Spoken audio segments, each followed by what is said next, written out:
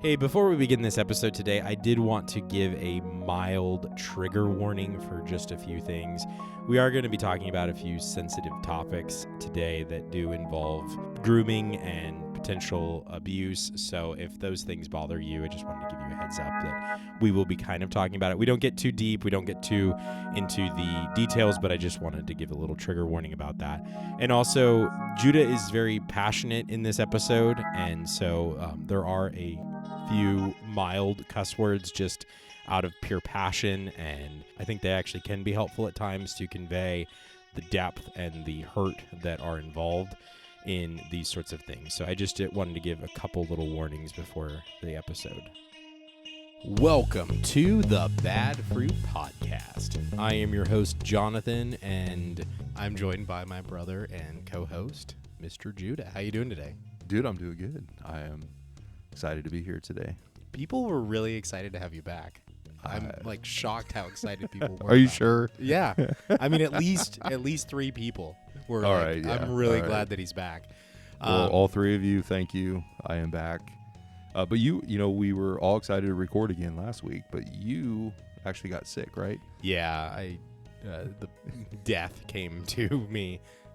I still have a little bit of cough, so if I have to stop, then you might hear that a little bit in the background. I apologize. But yeah, I just was not feeling good at all last week. So would you say Satan was attacking you? No, I mean, I wouldn't go that far. It was. Yeah. He's trying to stop what we're doing. This move, we have this huge move going on. You know, yeah, maybe. I don't know. That's true. So in our last episode, the prophecy roundup for 2025 and 2026, I mentioned that I was going to be inviting somebody onto the podcast. And I just wanted to give the podcast an update that I actually did invite him on the podcast. So Nate Johnson, he's the one that did the snake in the pipe. Okay. Prophecy. So you reached out. I sent him an email, Okay. and so I invited him, and I posted the email on Facebook. So if anybody's interested, Facebook Bad Fruit Podcast, look us up there. And it was on February 11th. I posted it, but I basically just said, "Hey, I think you were right about a prophecy in 2025. Yeah. Would you be interested in coming on the podcast and talking about prophecy?" And then I said that it was related to Sean Bowles. So I gave him what I thought it was. As of right now, as of recording on February 22nd, so 11 days later, he has not responded to me. So, all right. You know, Hey, sometimes no news is good news, right? Yeah. So, but I did want to give an update because we said we were going to do it, and I did. Nate, if you're listening, come on the podcast. Yeah, we would love to have you. We're not going to beat you to up. We're not going to make fun of you. We honestly just want to hear your thoughts on prophecy, and maybe you were right. I think you might have been right. So, I think that'd be good. But yeah, no. So one of our listeners said that the reason they like when you're on the podcast, okay, all right, is that we usually talk about drama. Oh my goodness, man! When I'm doing the podcast by myself, I'm the drama queen. I guess you are, yeah. All right. So that's to my friend Tyler out there. All right. Thank you for listening, Tyler. And yeah, you're the one that said that. So, but it is true because when I do it, I'm just doing boring stuff like, here's the history of the different denominations. Here's the creed. Here's what all this stuff. Well, you're like the Sean Hannity, right? Oh gosh, no. Of radio, you're just, Can we edit that out? No. I'm okay, not. maybe not Sean Hannity, but Yeah. he's actually annoying. But no, but yeah, you're trying to you're trying to stay to the script, and I don't have a script, and so I wander in the weeds. I'm more like, what's the guy from San Francisco? He's on later at night. I can't remember his name. Oh, I don't know. I stopped listening to all that stuff. Yeah, he's the one that gets banned from countries and Savage Nation. That's what it is. Yeah, not Fred Savage. That's Fred Savage. I think that's from like Growing Pains. Yeah, or Growing something? Pains. Yeah, I don't know. But his name is Michael Savage. Oh is. yeah, okay, no, there you go. No, I'm the Michael. I was Savage. thinking more I get like, banned from countries. I was thinking more. I don't know. Like I'm the You're the drama queen, and I'm the responsible host. Who knows? I don't know. All right. It doesn't matter. And it's funny because I'm the older brother. Yeah. Well. Yeah. And you got to keep me in check. Yeah. Well, always have been that way, right? So Today we are talking about something that we've kind of hinted at, talked a little bit around, but haven't really dug into too deeply. I feel like we both maybe shared parts of different stories related to this along the way, but today we're going to be talking about church hurt. You're kind of going to share a story and an experience, and so this isn't an interview of Judah. This is going to be a regular episode, but we will be kind of talking a little bit through some stuff that you went through, and so I'll probably be asking you some questions for clarity and stuff. Sure, yeah, it'll be a little, yeah, but it's not like somewhat. It's not like I'm interviewing Judah today, right? Yeah. Yep. So gotcha. But yeah, so that's kind of what we're going to be doing today, and so what are we talking about? What do you want to talk about? So we kind of talked about why I hadn't been on the podcast, and so that's kind of what this is all came to this. Okay. This all so we're gonna talk about this kind of we're gonna use a lot of analogies for to protect certain people, and so I wanted to. This is very difficult for me, so that's why I'm kind of like stuttering. So, no, you're fine. I can edit it out too. There you go. Yeah, that'd be great. No, if not, it's fine. The raw Judah is here today, and that's what you're gonna get. So, and I want to just say how yeah. brave it is of you to come on the podcast and share these deep feelings. I appreciate that. No, I do mean it. That is brave. And so, I'll just get last May, my wife and I had to go to our pastor and elders at the church we were at and discuss some things. And it was about one of the other pastors at the church. And it did not go well as far as the end result, and the process of it was very difficult. And so we do want to talk about that a little bit today, but I want to share some things first that where we're at now. And so with on the Julie Roy's report is a podcast that I listen to, and also she's got a newsletter, and there was an op-ed piece by a lady named Karen Swallow Pryor, and she related the church as an aquarium. And the title of her article was "When the Church, like an aquarium, is built for the predators." And that is kind of the base. She goes into all these analogies, and I'm going to use some of those. I've expanded on those analogies, so Sure. Not everything I say is going to be her analogy. No, but that's a good analogy. But if you think of the church as an aquarium, and you think of your leaders, they are the stewards of the aquarium. And when there's going to be different fish come in, churches are open to everybody, right? So you didn't invite me to your church, but I can go to your church uninvited and show up and get involved and do what I can. And so if you think of a church that way, there's always fish getting dropped in the aquarium. And so it's the steward's job to make sure some of these fish stay in order. And I'm sure there's little bits of issues that come up with different fish. And so the stewards of these aquariums would handle and resolve those issues. And so this article talks a lot about, well, are these aquariums built for predators? Can predators come in and get away with things? And whether it's financial things, sexual things, whatever the case is, how do we protect this aquarium from these predators? And so the issue we had with our church really took all of our energy, because we had to, and we're going to kind of go through some of this, but we eventually had to pull our kids and us from the church to protect ourselves, to protect our family.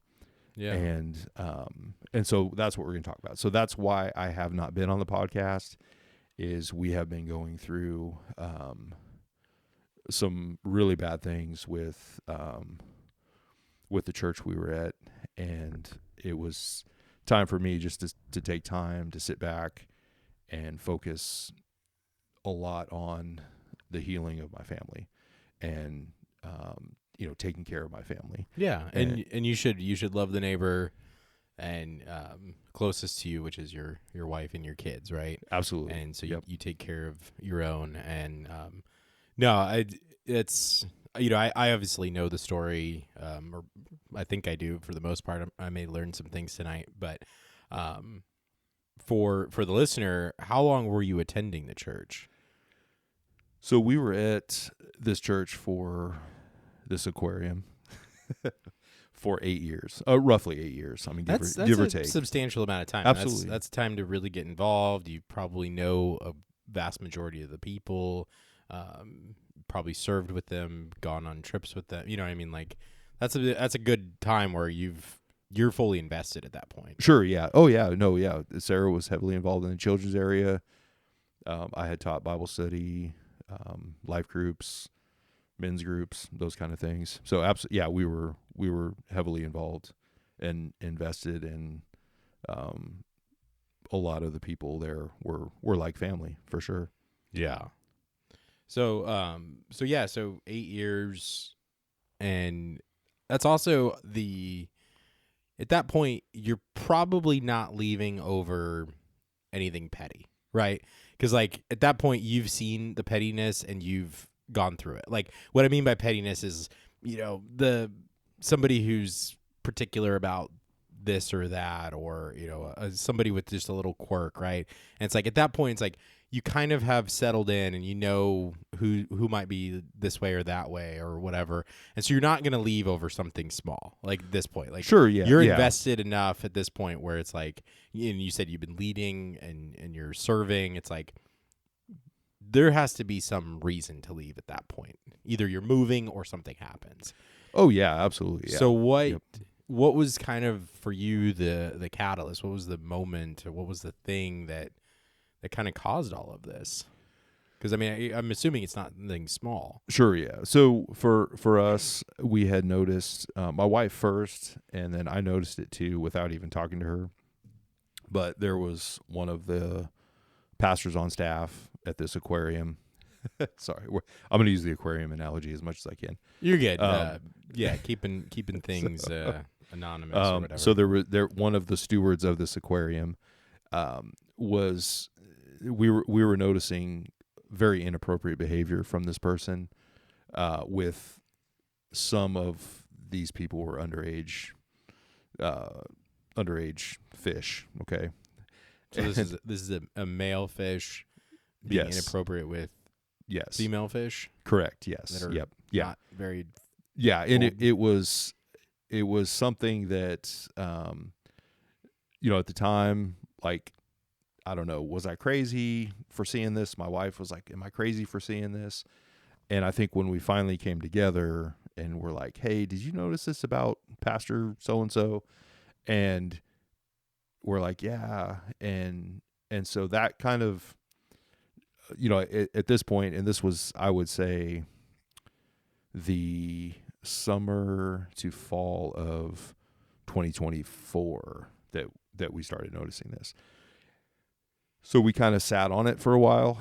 We talked about it a lot with each other. I was going to counseling just with, I enjoy counseling. Yeah, so no, I go to a counselor. And so it's healthy. It's healthy. And so this is a pastor, a Christian man from a different church, and just kind of throwing this back and forth with him, and he's like, man, that's not healthy. That's not right. Yeah. Like, so, and then all of a sudden we started hearing things. People were talking. It was almost like a lot of people knew about it.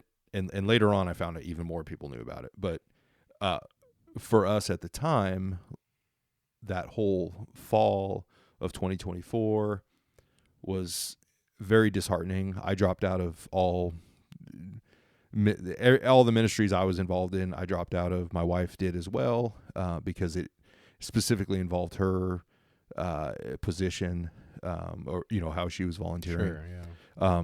It was kind of, I don't even know how to say it. It was just not. It was kind of a gross feeling with this person, and we were trying to think of a way to approach the rest of the leadership about it, and it had been weighing on us. We'd been praying about it, and I think our first initial reaction was just we stopped going to church a lot. Like, we weren't going every week. We were just, for me, I was going to counseling, praying about it. My wife was talking with her Christian friends. She has her type of counseling that she gets through that, and is just, we were kind of sick to our stomachs, but we didn't know what to do. Sure, it was yeah. like, how do we bring something up that doesn't involve us? It's just stuff we've heard and seen. At this point in the story, could it have just been hearsay and rumors?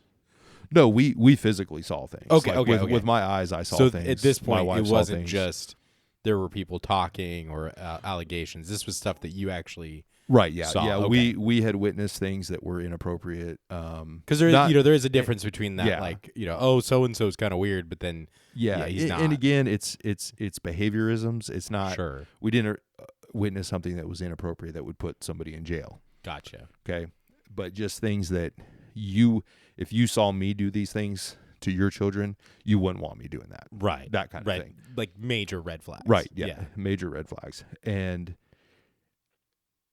one of the people that we knew about it, we thought would have said something. So we're thinking, okay, do they even know? Do they not know? That's where we're at. So it's this thing that's boiling in us, and we're not talking at that point. We were not talking to anybody else at the church about it. It was, people in confidence that we knew we could trust talking about it, and they're like, dude, this is red flags. Keep an eye on it, that kind of thing. And so we did, and then we got to the point where this person was going to go to, in the aquarium, was going to go to the youth fish camp, and we were, and our kids were going to be going, and so we're like, no, this, like, sadly it took that to know this guy was going to be going to the youth camp for us to say, no, he's like, our kids aren't going to camp with this guy. Right. And so at that point, I wrote a text to one of the pastors, custodians of the aquarium, to say, hey, do you guys know this is going on? And at that point, like, I'm thinking, okay, we're bringing new information to these people, to the leaders. Like, they're going to be like, oh my gosh, we didn't know. And I think at that point, I probably would have been more like, it would have been a better scenario if they would have been like, oh wow, we didn't know anything about this. Instead, it was, oh yeah, we already know about that. Wow. And this is stuff that you're saying is not just, I mean, this is like legitimately inappropriate stuff. Yes. Admittedly, from the leader of the aquarium, yes, we know about this. I saw it myself. Wow. And I'm thinking, and yet the person was still going on the youth trip and they doing said stuff. yes. So we fought that whole weekend. It was, I think, a Wednesday or a Thursday that I texted one of the leaders, and they got back to me pretty quick. I think Thursday or Friday, I talked with them. Saturday, they called me back and said that, and this is like hour-long conversations going on. They basically said, hey, we feel like we're okay with him to go to camp. And we've given him some guidelines. One of his guidelines was to only hang out with the male fish, not to hang out with the female fish. So this is again, a pastor who has guidelines not to hang out with the female fish, not to flirt with the female fish, to keep his distance from the female fish. A pastor on staff.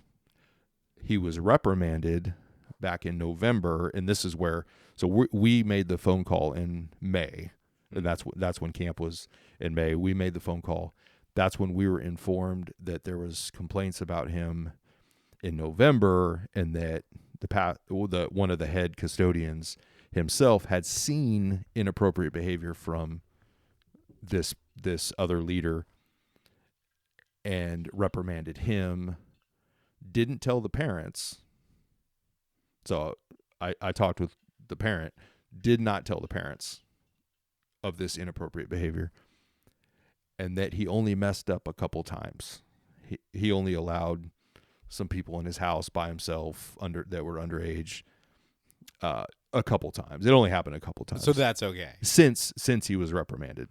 He was reprimanded. Yeah, since he was reprimanded. So it was. So here we are multiple in May. times before then, potentially, and then he was reprimanded, and then he only failed a couple times afterwards. Right. So exactly. this is not just. So I'm told. Offenders is like. I mean, this is a repeat offender. Right. Is what I'm trying to say. Yes, and again, nothing illegal. Okay. So nothing illegal. So law wise. Right. So in the eyes of the law, he didn't break a law. As far as for a pastor on staff at an aquarium, what is keeping, again, like this article, are these aquariums set up for predators to just have their way in churches? So we find out they knew about it in November of 2024, and now here we are in May 2025. So that's 7 months, roughly. Yeah. And this person still, all the way up to May, when we're making phone calls and talking and talking through this person, trying to give them the information that we have, and they're telling me information, it's only making it worse for us. We're not like, oh, that makes it better. So real quick for clarity. Sure. So you said he's not breaking any laws legally, correct? Right. So correct. Nothing yes. he did was illegal that we know of. Yeah, that we've seen, of. that we know of. Without going into details, would these be things that would warrant an investigation from police, or from should the church have done a deeper investigation into these things instead of just saying, "Well, we know that happened." Right. Did it get to a point where it could have crossed a line? So I don't think at that time. Okay. It did. That I know of. Again, sure. So we were calling for, at that time, for them to do some type of investigation, because we wanted to know, okay, are there other people that he's... So basically, it was almost like a grooming... I won't even say it was almost like, it was a grooming situation. Gotcha. So he's... So, in other words, he hadn't done anything. Yeah. But it was all the makings of it, 100%. Yeah.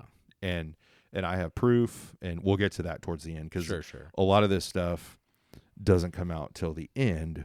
So put it this way. We're thinking this is a level 3 maybe, but as they're telling us what's going on, what they know, I realize this is more like a level 7. Level 10 is the worst level you could get. Go to jail, yeah. So it's like, this is... I remember telling the custodian of the aquarium, I'm like, this, you're only making this worse. This isn't helping. This is showing that you guys are actually covering up for this person, and not you're not even helping him. Yeah. And that was our big beef at that point, was like, hey, this doesn't look good for him, and it's not healthy for the victims either. Sure, yeah. And so at that point in May, we had some elders come over and try to talk us down. And they basically said, man, we failed this person, not us, not the church. They're saying they failed that pastor. The red flag pastor. The red flag pastor. They failed him because they didn't do enough to help him, and they were supposed to keep an eye on him. They were supposed to be monitoring him. They were supposed to be discipling him, but they dropped the ball and didn't. So again, it's we were supposed to protect this guy, but we didn't even protect him. We didn't follow up on him. And this is a board of, I think, 7 or 8 elders. Sure. So you have 7 or 8 men who are supposed to be keeping an eye on this guy who's on. They would say it's like probation, but not probation. His assignment is not to flirt with underage girls and women. So you have a pastor at the church with an assignment not to flirt with underage girls. That's pretty low bar right there. Like that's pretty pretty low bar. Standard for a pastor to not do that. Right. Like, yeah. And you usually would probably get a lot worse than a slap on the wrist if a pastor did do that. And I was told by a pastor and an elder that he's just a moron. He's a bonehead. He's stupid.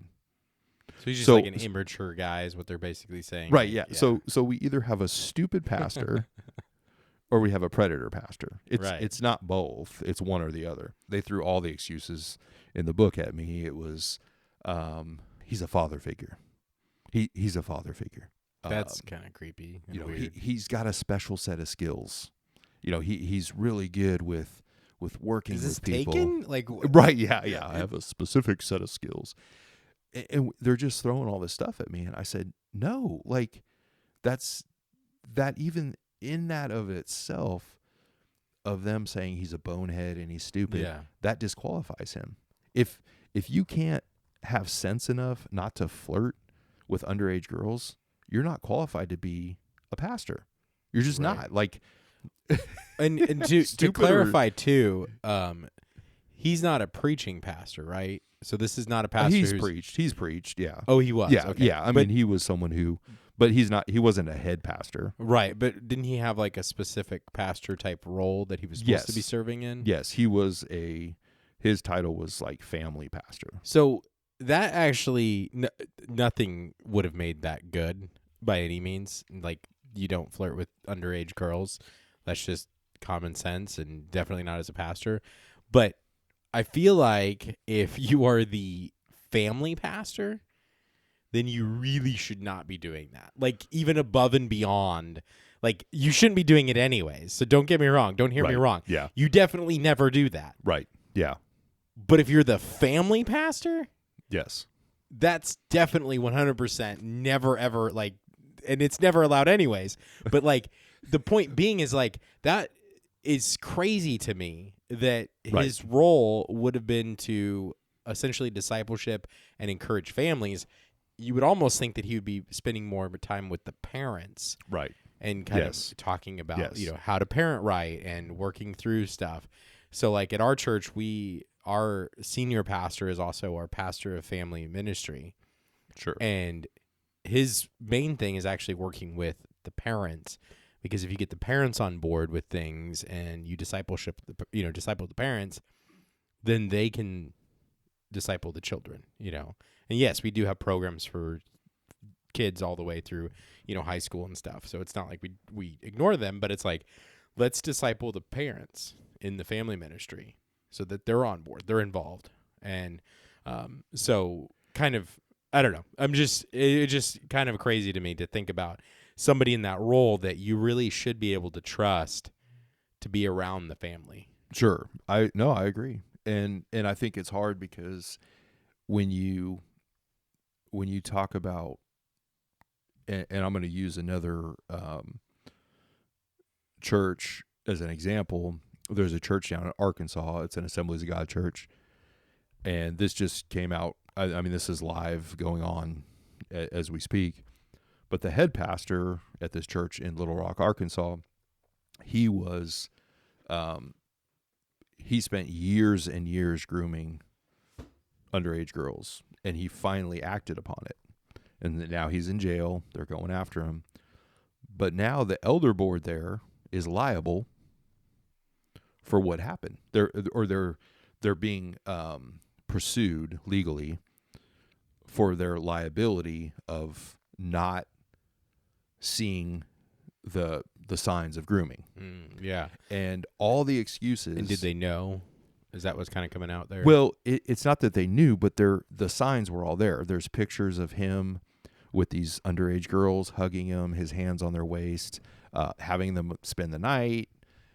And these are similar things that were going on at your yes, church, and, right? And he would tell people, hey, I'm like a father to these girls, those kind of things. Yeah. And all that was almost identical to what was going on with us.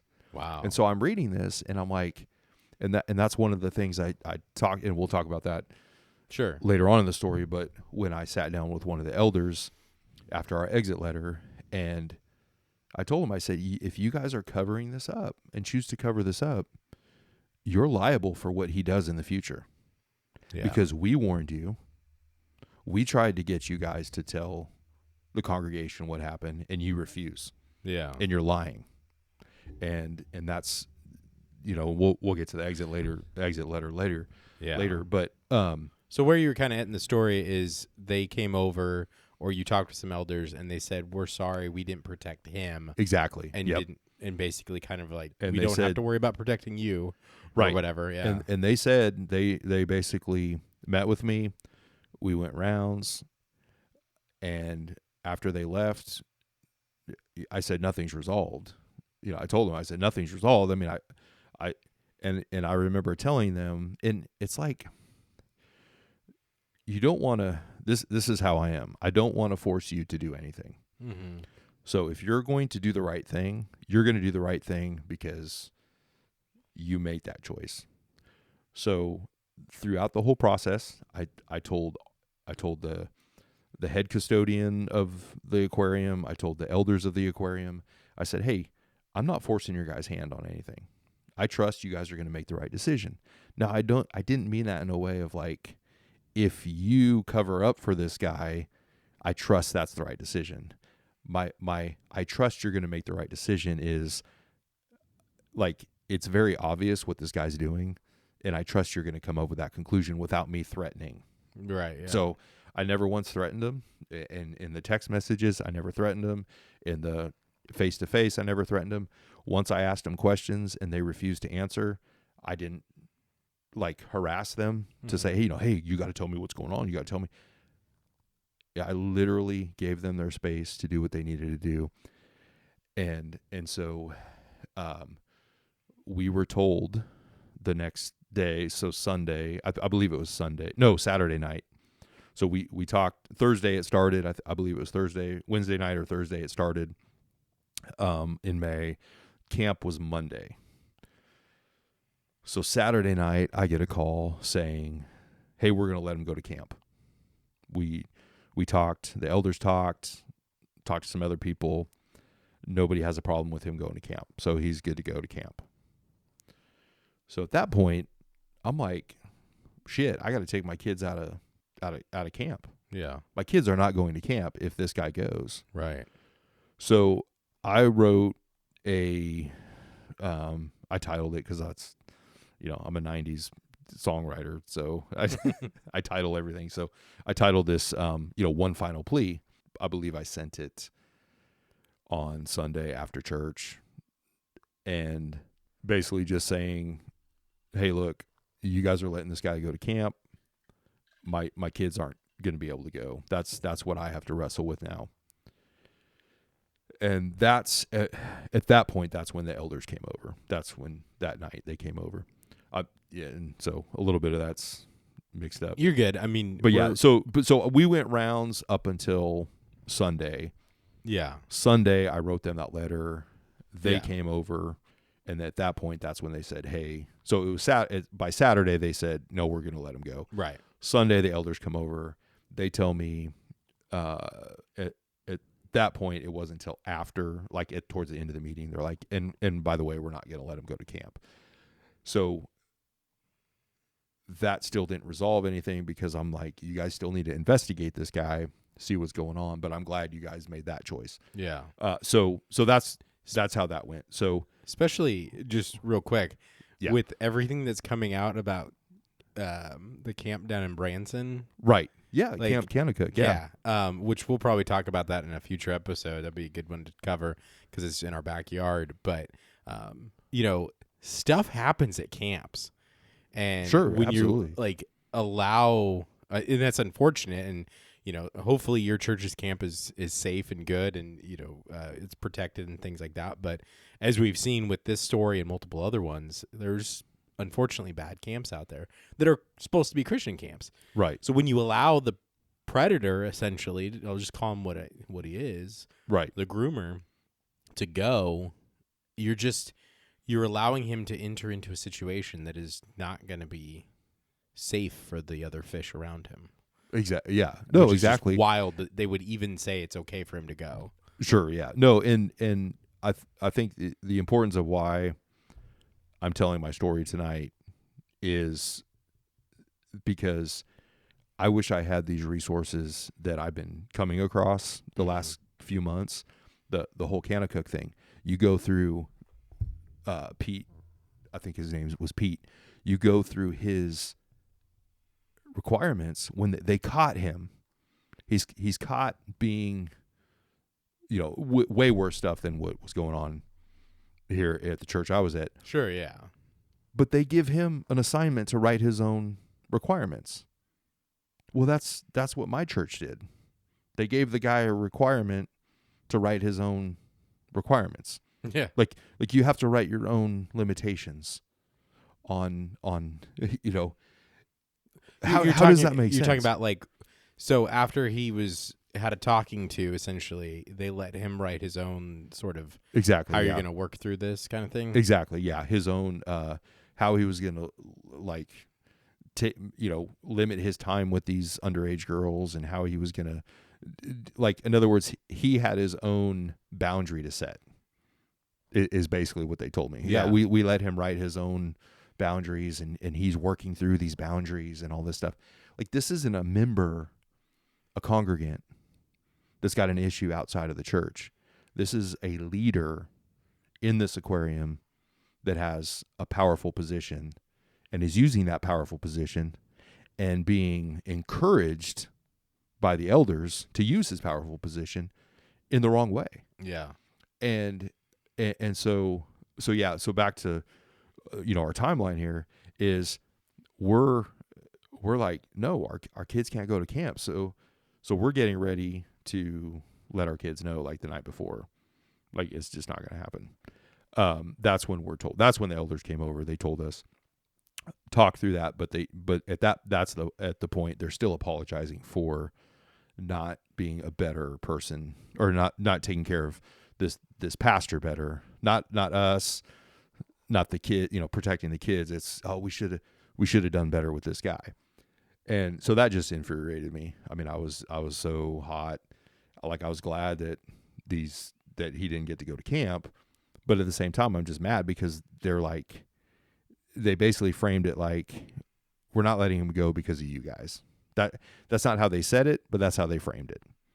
Was we think he should go, but guilt tripping you, right? That yeah. you didn't want a potential predator at the church camp with your kids. I was going to feel like crap. Yeah. Because I might have saved some people here. Right. Yeah. No. Give you a medal. Yeah, absolutely. And there's more to that story with them, and he still had, this is what's crazy, Jonathan. The night that they called him to tell him that he couldn't go to camp, he had 2 underage girls at his house that were spending the night before camp. This is the kind of crap I'm talking about. Okay, so for some clarity here, how old is this guy? Is he married? Does he have kids?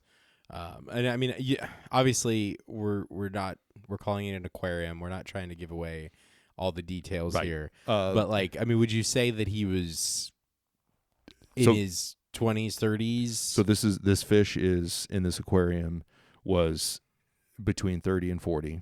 Okay. Married with 2 kids. Okay. So this is not somebody like a hip, cool youth pastor who graduated and he's literally 19 still, and right. No, these are 17-year-old minors. We're talking actual substantial age difference. Also, he's married. So right. Yes. So there's a lot of layers here. So how was he justifying having underage girls stay the night, and how was the church justifying that? So the church was justifying it as he's a father figure. Do these girls not have fathers? They do. Yeah. So but you know what I mean? It's like, right. Yeah. that's silly. So on that aspect, I do want to, for the sake of protecting, Yeah. Sorry.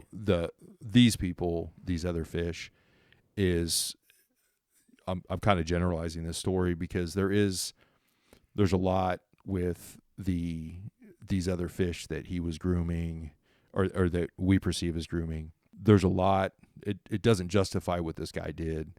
But just want to clarify, no matter the position of these underage girls, where they were, it was not okay for these people to be spending the night at his house. Right, yeah. It was not okay for the pastoral staff of this aquarium to let anybody spend the night at his house after what the pastor saw in November. So maybe you can justify as far as, again, like the pastors I've talked to and elders I've talked to outside of this aquarium we were at, of other aquariums, none of it's justifiable at any point. No. Not even before November when our lead custodian of the aquarium saw this person doing what he did. At that point, and that was our frustration, at that point in November, despite whatever your loose, lenient laws were for pastors, at that point in November, what you saw with your own eyes as the leader of this of this aquarium, no one should be spending the night at his house. Right. Not one person. No matter what your requirements are, what you're this, what you're that. And then, like I said, after November, it was reported that there was at least one or two times where he had underage people in his house without his wife home. And another fish in the aquarium reported that. And so this is now multiple witnesses, right? Yeah. You have us, you have this other person that that reported him allowing that after his probation was going on. And then you have the head custodian of this aquarium that saw something. So that's 3 witnesses. Biblically, this man should not have been, in May, should not have had anyone spending the night, right. much less in November. But in May, the night before camp, he's got underage girls spending the night at his house that he's going to be taking to camp. He should have been removed from ministry at that point. Absolutely. Yes, he should have. Investigated, removed from ministry. And like looking back, we were just fighting to keep this guy from camp. Sure, yeah. Not realizing the severity of it. And then as more and more witnesses, and that's what we try to tell the aquarium elders, is like, hey, there's lots and lots of witnesses. And that's when I started saying we need to have a members meeting and say, hey, has anyone in the leadership or even name the guy, has anyone do you have a concern about anyone? Like let's get this out. Let's get this all out right now and find out if there's more witnesses. And as of now, like right now, there's over 10 families or 10 witnesses. That we know of. Yeah. That we know of. And that's just from hearing, some of it hearsay, some of it gossip, some of it I can't even say how I know. But there's over 10 families that know about this. Right. But they didn't, we'll get to their investigation later. Sure. But yeah, so that's in May. And I think at that point, I can't remember when I took a break from the podcast. I was taking a little break, but then this came up, and it was like, man, I gotta it. It wasn't even that I didn't I probably could have made time. My focus was not on anything but this. I mean, this consumed our family. No, sadly, this is legitimately huge. Yes, yeah, and it does. And I think I know we titled this. We're talking about church. We're getting there. But this is kind of the stuff that's leading up to the church hurt, because we are at this point, it's not hurt, it's anger. So your last episode with us was in April. Okay. April 2nd. Right. Yeah. Of last year was the last time you were like really on the podcast. Sure. Yeah. So I think that's when I took a break, and then this all popped up. Yeah. And then it was like, oh man, I'm sorry, and I wanted to, but I remember calling you and be like, man, I'm not ready. Then we were going to do this episode, I think in like October, and I was still too just, fumes coming up, and just I'm just not ready. And I think that's the importance of why we're doing this. I don't the person we're talking about, it's not about him, because just like the title in that op-ed piece is, our churches, aquariums, are they designed for predators to thrive? Yeah. And that's the problem we had, is this aquarium we were at was designed for this predator to thrive. Whether his intentions were immediate or 5 years down the road, he was thriving.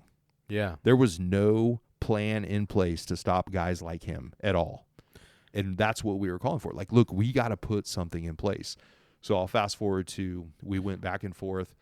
Do you have a question? No, I was going to throw out there real quick that what you're talking about, this aquarium thing, and just to kind of expand slightly with it, do a little side here, is that this is everything we've been talking about whenever we've talked about these things. So absolutely, yeah. All these pastors who have fallen for moral failures, quote unquote, that they always give them, right? They had no protections. What was the guy, the Reformed guy in Texas? Can't remember. We did an episode on him.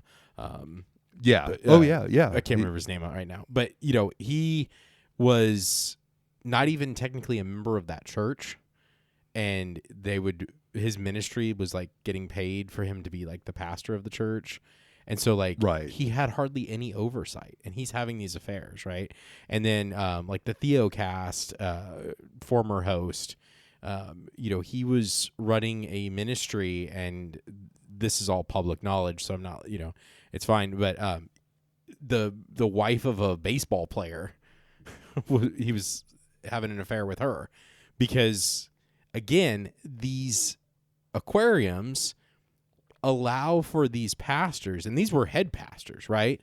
And so they were able to kind of just, because of cult personality, and Brian Houston, same thing, and Carl Lentz and all these guys, they were able to have these affairs because they're like rock stars, right? But then we look at things like IHOP, where there was hardly any oversight, and some really nefarious things were going on there, and stuff has come out about Bethel and stuff. And so then you think about these lower level pastors who kind of are in the mix, and in some of those mega churches, they probably just get to like do whatever they want. And there's probably so much abuse in those systems that we don't even fully grasp yet.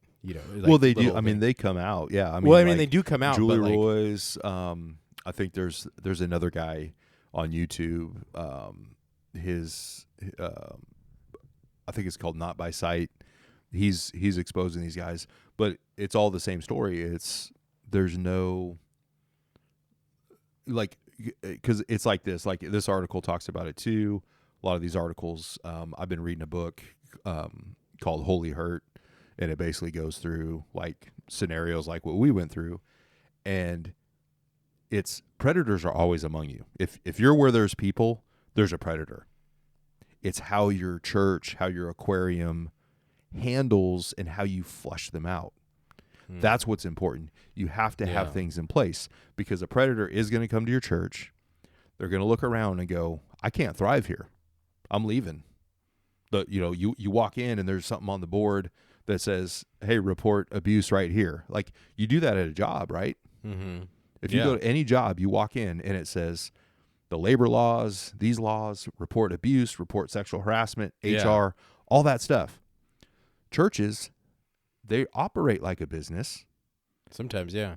But yet they have not all, there are some, but not all of them have, most of them don't have. SBC, Assemblies of God, are huge in cover-up culture. They don't have a safe place for people to report. And that we're going to get to that, but that was our big issue in our exit letter is you don't have a safe place to report. Well, this reminds me of Doug Wilson. And so, Doug Wilson of Canon Press in Moscow, Idaho, and all of that stuff.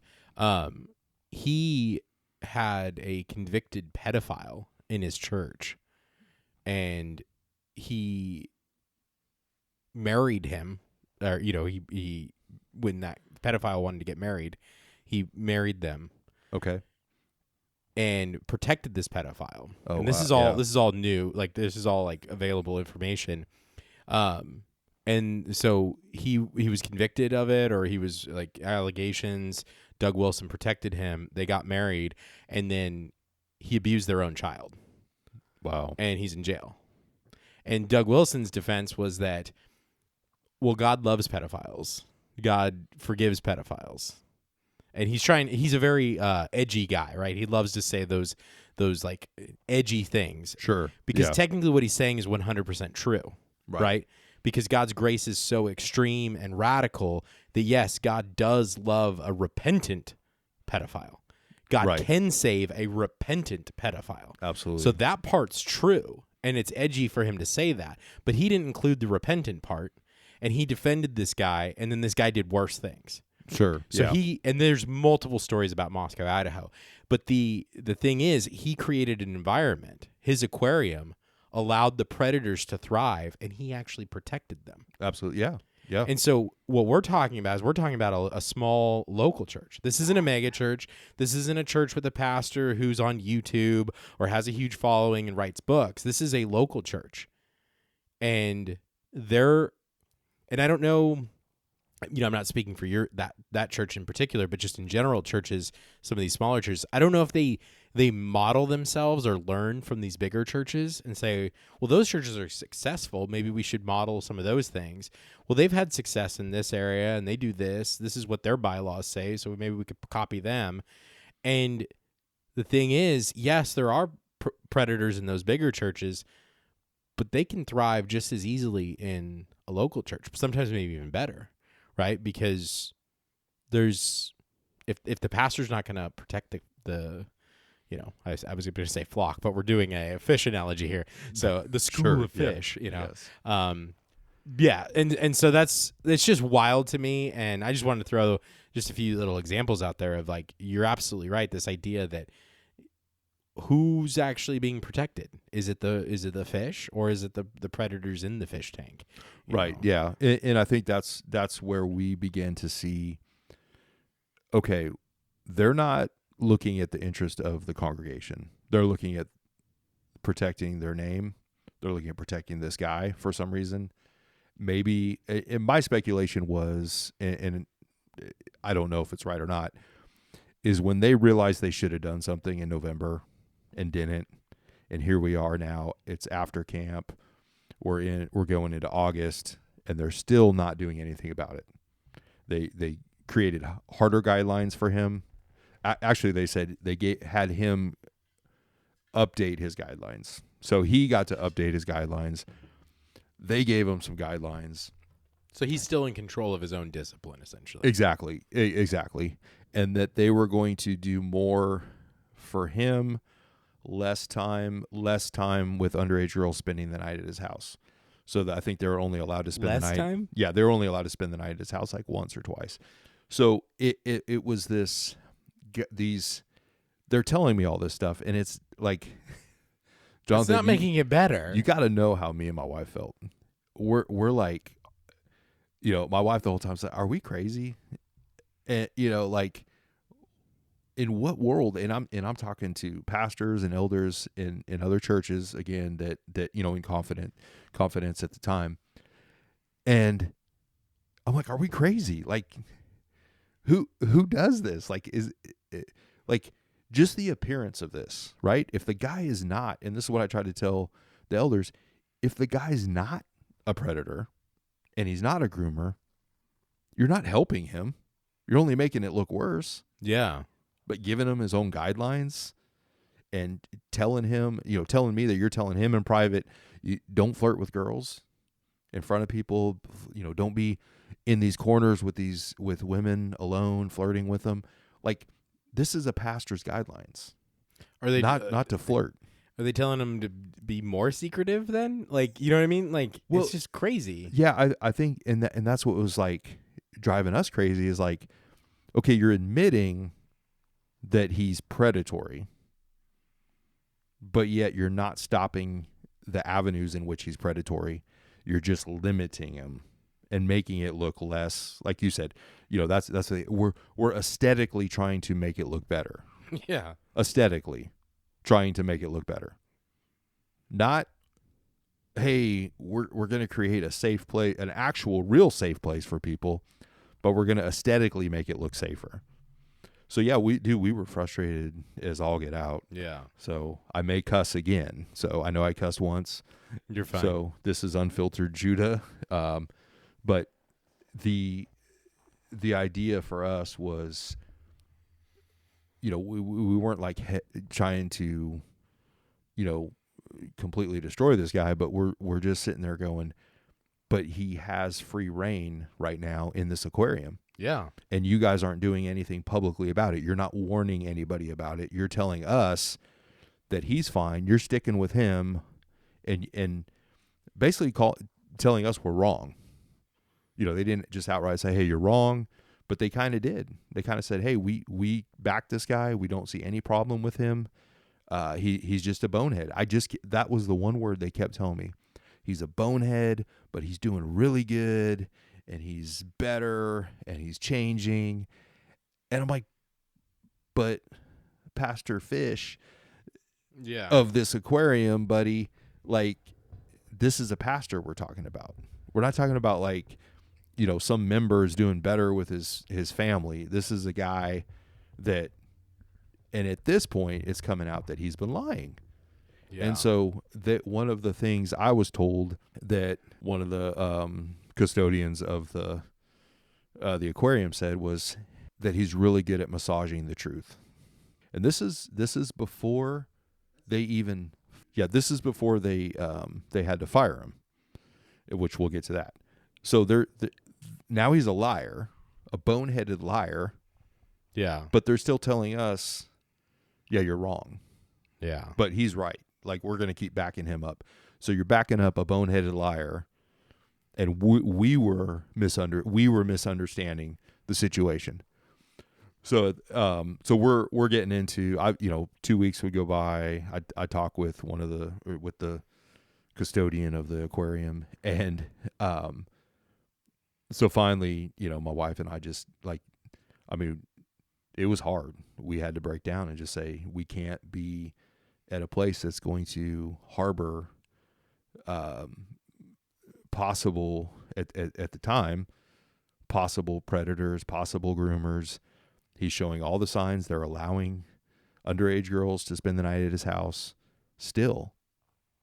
And they're not stopping anything. They're not doing anything. Mm-hmm. I mean, they say they're doing things, but they're not. They said they were going to do things, but they didn't. And at that point, I had talked with, or called, the custodian of the aquarium, and basically told him, hey, we're, as of September 1st, we will no longer be members of the aquarium. And so he thanked me. We talked, and I don't know if there was this is the funny part. I don't know if there was confusion in the conversation, because I remember him saying something like, I hope everything's cool and that it's just a misunderstanding. And I said, no, it is a misunderstanding. That we think this guy is a predator, mm-hmm. is a groomer, 100%. Like, there's no misunderstanding there. And we're leaving because you guys are protecting him. And I don't know.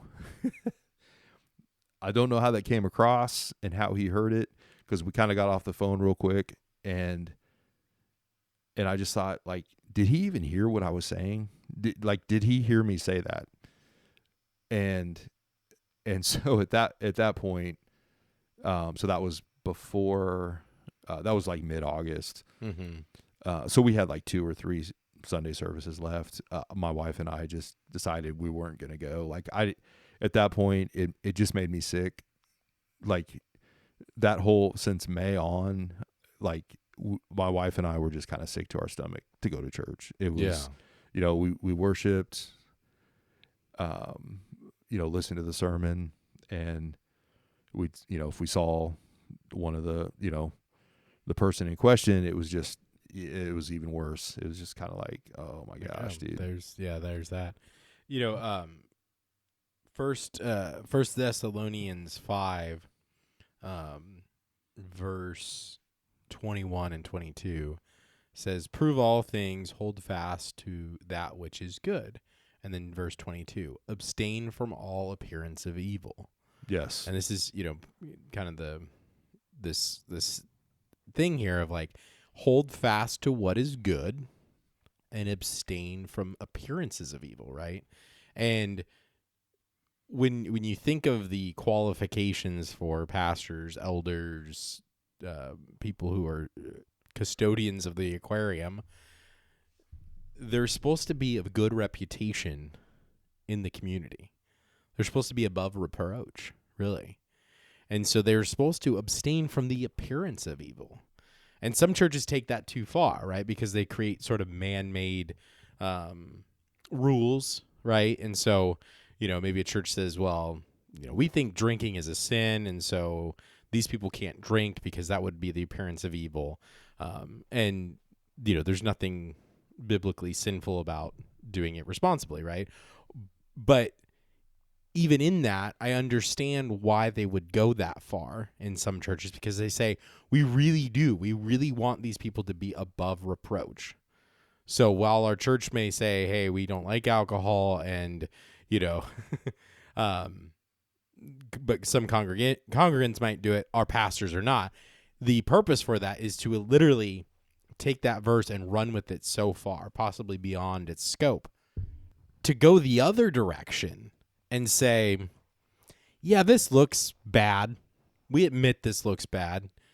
We admit that has underage people staying the night at his house.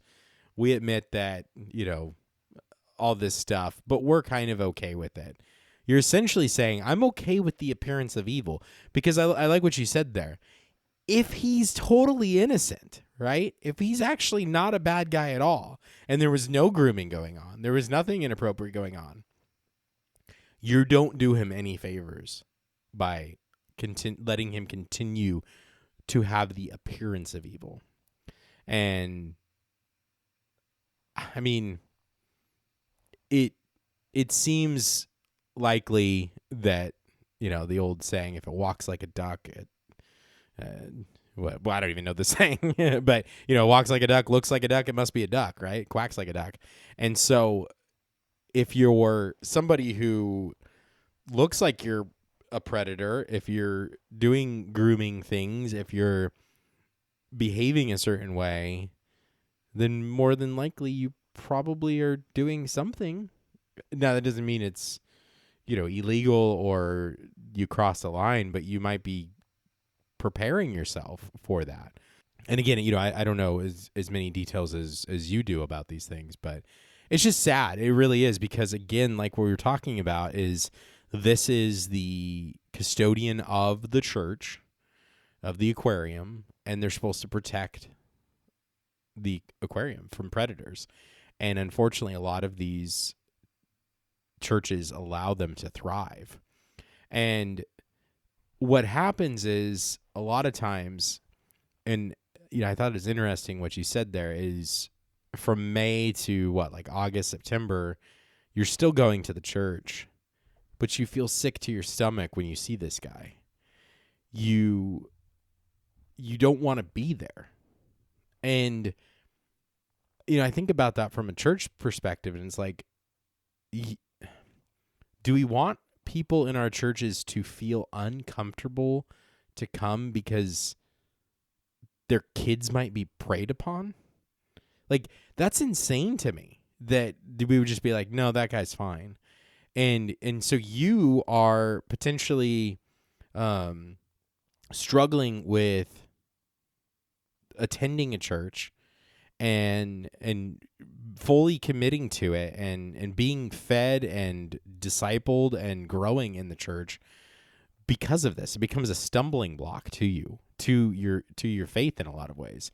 And this is what happens a lot of times in church hurt is people leave the church because of abusive pastors. And it doesn't always have to be, physical abuse or sexual abuse. It could be verbal abuse or, just somebody who's just very overbearing as a pastor. But when there's something going on in the church, when church hurt occurs, and church hurt is a real thing, what happens is it often leads to a few different end results. One of them is, we've seen this over the last 20, 30 years, but the deconstruction kind of movement. And so within Christianity, people start to deconstruct their Christianity and say, well, that church hurt me. What do I actually believe? And a lot of people who go through deconstruction end up atheist, fall into liberal theology, or just kind of say they're a Christian but don't really attend anywhere. It may not even be like that their theology is necessarily bad. They've given up on church entirely, right? I did a little bit of the deconstruction stuff after a church hurt situation. I was and I call it kind of the church desert, where we kind of wandered around, attended a few random churches, never fully committed. And I was looking at what I believed, and I just couldn't get behind a lot of churches because I was hurt by the church that we were at. And thankfully, God carried us through that, and we ended up at the Lutheran church. And during that time, I spent that time not deconstructing Christianity to the point where I said, I'm an atheist and I don't believe it. I instead was deconstructing what I actually believed and almost refining my faith to the point of saying, well, what do I actually truly believe? And what I would believe aligned more with Lutheran theology than it did with Baptist theology, which is kind of where I was coming out of. And, our church hurt situation, I'm not going to like hijack your story or anything, but basically I had a pastor lie to the entire congregation about me. And it wasn't a bad lie. It wasn't a sinful lie. It was just, oh, well, we offered this position to Jonathan and he didn't want it. And so he gave it to someone else. When I was never included in that conversation. It was a blatant lie. I was never offered it. Yep. And so then I confront him, and he said, well, what do you want me to do? Go up there on Sunday morning and say that I lied, and yes. Actually, it's gonna make it's gonna make everything, it's gonna be awkward and blah blah blah. And I should have said yes. Yes, right. But I didn't, because he was new and relatively new, and I was trying to just be peaceful. And it's like, okay, you apologize to me. Fine, I'm not going to make you do a public profession, right? But I should have. Right. And today I probably would have. And then the funniest thing about it was we were going through a book, and I really did not agree with the book. And our other brother was also attending the same church, and we both had the same concerns about the book. Sure, yeah. And so we have a meeting with the elders and the pastor, right? And we're both saying the exact same thing. I don't like this about the book. This book is teaching these things. Now, I was probably a little bit more of a hothead about some of the things. Sure. Because I had already gone through the other part where he had lied. Mm-hmm. But our other brother did worship music for the church. Yeah. And so I kid you not, during this meeting, it would be like, you know what, Jonathan? It doesn't seem like you're on board. There's the door. Wow. Like essentially just, you can leave. We don't need you here. Yeah. And then our other brother, he would say something, and they would be like, well, Josh, we really don't want you to go. Like, we want you to be here. Like, we really like that you do worship. And I get what you're saying. It's like, we're saying the same thing. You just don't like how I'm saying it. And I don't bring any value anymore to you because I'm not serving in any capacity. Right. Yeah. It was just funny. And so we ended up leaving. A lot of other stuff came out, and our other family members who attend the church, I won't tell their story, but there was just lies, abusive behavior, nothing physical, but just more of like emotional and verbal abusive things, hothead temper kind of thing. Just, right. Yeah. misrepresenting stuff. And so, and it was just like, here's somebody who's supposed to shepherd us. This is supposed to be our pastor. I'm supposed to respect this person, and I can't. Yeah. When you're lying, when you're being disrespectful to me, you won't even hear me out. You won't have a conversation. Like literally, you don't want to have a conversation about anything. Absolutely. Yeah. So, anyways, but what I think is great is, or not great, but you guys stuck it out for a while out of, I believe, faithfulness, because you weren't trying to just run out the door and say, you guys, I don't like you guys are dumb. It's like, no, you recognize the value of the local church and respect that to a certain degree, where it's like, we're going to stick around for a little bit. Sure. Yeah. Yeah. And I do want to say when through this whole process, we were trying to do this as scripturally accurate as we could. We knew this was a pastor, so this is a public thing. There was public concerns of this pastor about these issues, and so it was a public matter. As far as when I say public, within the aquarium, it was a members problem that scripturally you would have to look at. 1 Corinthians, I believe it is, when it talks about casting out the unbeliever or the sinner, so that his soul may be saved. And that was one of our big things that we brought to them in our exit letter. And when I met with the elders, was we need to, for this guy's sake, we need to, it needs to be a public rebuke for his soul, because he's going to think he can continue to do this if you slap him on the wrist and you don't tell anyone in the church what happened. When we got to the week that was our last week, I think we had 2 Sundays left. The Sunday before what would have been our last Sunday, our kids come home and they inform us that this pastor had been fired. And we weren't there. And this is more something that if my wife would share, was probably something that hurt us probably the most. And they did not call us ahead of time, and not that they didn't have to, right? But they knew we had been pushing for this. They knew we had brought this to their attention. They knew that that's why we weren't coming back to church, was because of this guy. So some kind of clarification would have been great. Sure, yeah. Or even just say, hey, you guys were warning us. We've decided to move in this direction. No, you don't even have to acknowledge you. You can just say, hey, we're moving in this direction now. Right, yeah. I mean, just something, right? So that really hurt my kids. That hurt my wife. I was furious. And so I get a call Monday, the following Monday after they fired him, and from the head steward of the aquarium, and he's like, "Hey, you probably heard." That's how this conversation starts. You probably heard, but we ended up firing the guy. Yeah. And I'm like, "Oh, really?" And he goes, "Yeah." And here's the point of all of this is the lie that they told the congregation. It's not the guy. Okay. Yeah. Because he's gone now, right? He's gone. Sure. It's the availability for the next predator to come in. Because that guy's gone, but who's going to stop the next one? So this is what I'm told.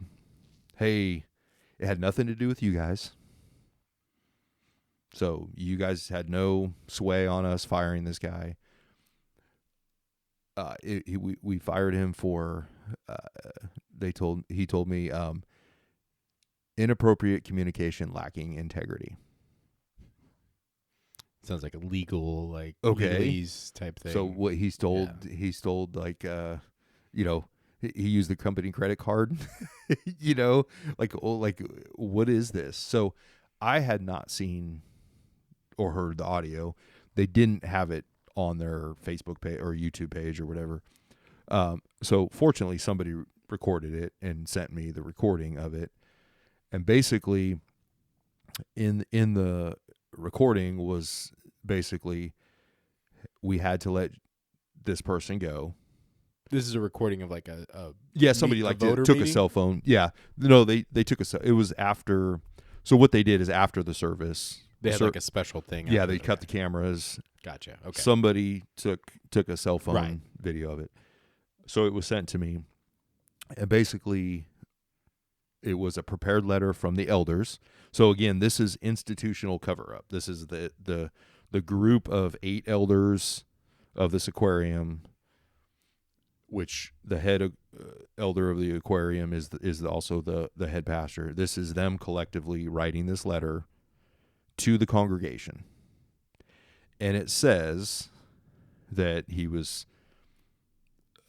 they had to let him go because of communication that lacked integrity, to come alongside of him, to forgive him, and to show him love. That was it. Yeah, none of that carries any weight to what was actually happening. So this isn't like a member that left, like, hey, he's not coming back, he's gone, so we just want to let you guys know, we fired him because he was, using the company credit card and now he's gone. No, this is a pastor who has authority at the church. And whether you call your pastor an elder or not, every pastor at your church is an elder. They have that authority under God through your church, right? I mean, would you agree? If you're an elder, biblically, elder and pastor is the same thing, right? Right. Now, some churches don't function in that. They don't function, yeah. Yeah. But so like but the bottom line is they are. Like when you hear, hey, I'm a pastor or I'm an elder, you're like, hey, that guy has authority in the church. He has sway in the church. That's my point. Right. Because so like I serve as an elder at my church, but because of the way that our pastor requirements work, I'm not a pastor. I can't preach on Sunday. I don't serve in that capacity. Right, yeah. But at the end of the day, if you stumble at your church, right, the congregation needs to know, because I think you're an elder. Right. I need to know, do I need to stay away from Jonathan, or was it right? And my words carry weight, right? Or yeah, like I should understand that they absolutely do, because it's like if I say something, it's like, okay, well that's one of my elders. You know what I mean? So yes, while we don't necessarily function as pastorship, ours might be more likened to like a deacon. Probably is how we kind of actually function. Maybe. Sure. Yeah. But just given a different title. But you're right. You're absolutely right that at the end of the day, anybody who serves in any sort of leadership capacity, even as a deacon, right, even as an usher, right, you're still serving in some capacity that carries some weight to it, right? That it's not just a regular member. And the fact that he did have the title of pastor or elder, carries even heavier weight. Yeah. So, so I see the video, and I mean, the facepalm emoji is all I can think of. At that point, so I end up, my wife and I wrote the letter, but my wife read the letter, told me to add things, take things out, all that. Sure. So collectively, we wrote an exit letter, and representing our family, and we outlined, the church hurt that we went through. We outlined that they need to tell the congregation the truth, and I gave that's afterwards, but I outlined that they need to provide a safe place to report, and that they need to hold a members meeting and allow people to report things. Yeah. And moving forward, have a safe place to report things. And there was a lot of other stuff in the letter, but that was basically, I kind of told my story, what Sarah and I went through, told, and then add that outline that they need to repent of their lie and tell the congregation the truth. That still stands today. Yeah. That I want reconcile with the church. I won't reconcile with the aquarium leaders, but it's got to be from their end. They're the one holding the lie. You know what I'm saying? Like, I can't do what they did and say, hey, come alongside and forgive when they haven't repented. And with the reason why their letter to the congregation was not truthful is when I have four proofs, one really big one, but 4 proofs why they're lying. Is the first one when they called to say, hey, we ended up firing him, and this is why. And I was told you can read between the lines. So if I tell you something and say you can read between the lines, what does that mean? Right. That means you know the real story, right? So they're telling you personally. I was told Judah can read between the lines because of everything that you know. Yes, because of what you know, you can read between the lines. But old, church lady who's doesn't know anything about what's going on, she can't read between the lines. Exactly. So, okay, so where's the honesty in that? Yeah. I can read between the lines. So that infuriated me. So at that time when I sent my exit letter, wrote an exit letter, I think I sent it in September, probably mid-September. And I got a response from one elder emailed me and said, hey, do you want to meet? I'll meet with you. And I'm like, yeah, cool. Let's do it. And he said, hey, we got an elders meeting coming up on Wednesday night. Let's meet Monday or Tuesday. So I think Tuesday worked out. So I met with him Tuesday. And another elder texted me. We went back and forth texting. He doubled down on everything. Said no. The elder who texted. The elder that texted me. Okay. Yeah, he doubled down. Said they're not lying. Said it was administrative was another word I was told. It's I have the text. It was an administrative something or something like that. And then I got another email maybe a week later. I want to say probably a week later from another elder that confirmed the lie because he told me in the email, if somebody asks, we'll tell them more. So I have to go to them. See what, like, if you're a member, you have to go to them and ask them. And I don't know what they're telling them. They're saying they're going to tell them more. Sure. Yeah. But again, it's this, like, we're not telling the truth. You have to prod it out of us to get it. So there's 2 so far that admitted, or to me, that's like, hey, I can read between the lines. You guys are not telling the truth. There's a bigger story here. So at that point, on Tuesday, I meet with the elder, and I decided, hey, this has not gone well, so I'm going to record this. So I have the audio of this, and this is where I have 100% proof that this church aquarium institutionally is lying to the congregation. I have proof, 100% proof. Yeah. So we meet and we start talking, and I'm already, he's like, hey, tell me your story. What's going on? And I'm like riled up. I'm like, you guys already know my story. I want to know what's going on with you guys.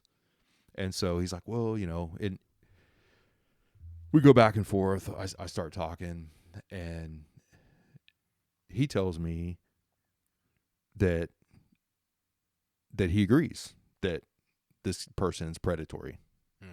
He tells me that he sat down with this person for an hour and a half, and he told this pastor that his trajectory is prison, that he needs to run from these underage girls and run back to his spouse. Wow. That's confirmation. Yeah. Okay. You don't, like, I don't have a reason to tell you you're going to jail, Jonathan, right now. Like, you need to stop doing what you're doing, or you might end up in prison. Like, sure. There's nothing on your that I know of.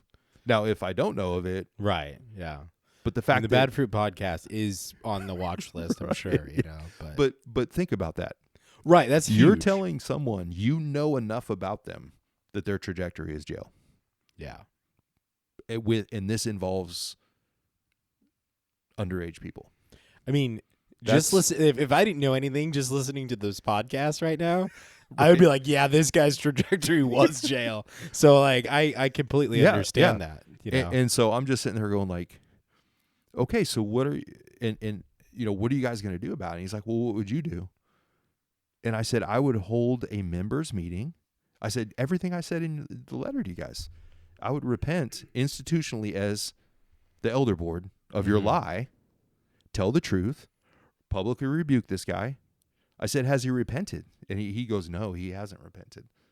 So I have him on recording say he hasn't repented. So we were told from the pulpit to forgive him. Yeah. And he's not repentant. Wow. We were told to come alongside of him and love him, and he's unrepentant. Was he still attending the church after he got fired? They told him not to come, and he came. Oh, okay. Yeah, so they advised. He told the elder said, we advised him not to be there, but he came. And they also, from some other sources, he was refusing to do the discipleship that they tried to outline for him. Now, I don't know any of that, so I'm not alleging that. This is just what I was told. What I do know is what I have the recording of this elder basically saying his trajectory is jail. Yeah. He needs to repent, and he hasn't. And so I outlined, I said, you need to do, and I said, it's not me. You don't have to like give me credit for this. I don't care about that. Right. I want this person that we're talking about, I want to see him in heaven. I want his soul saved. Mm-hmm. I want to make sure that he doesn't create future victims. Right.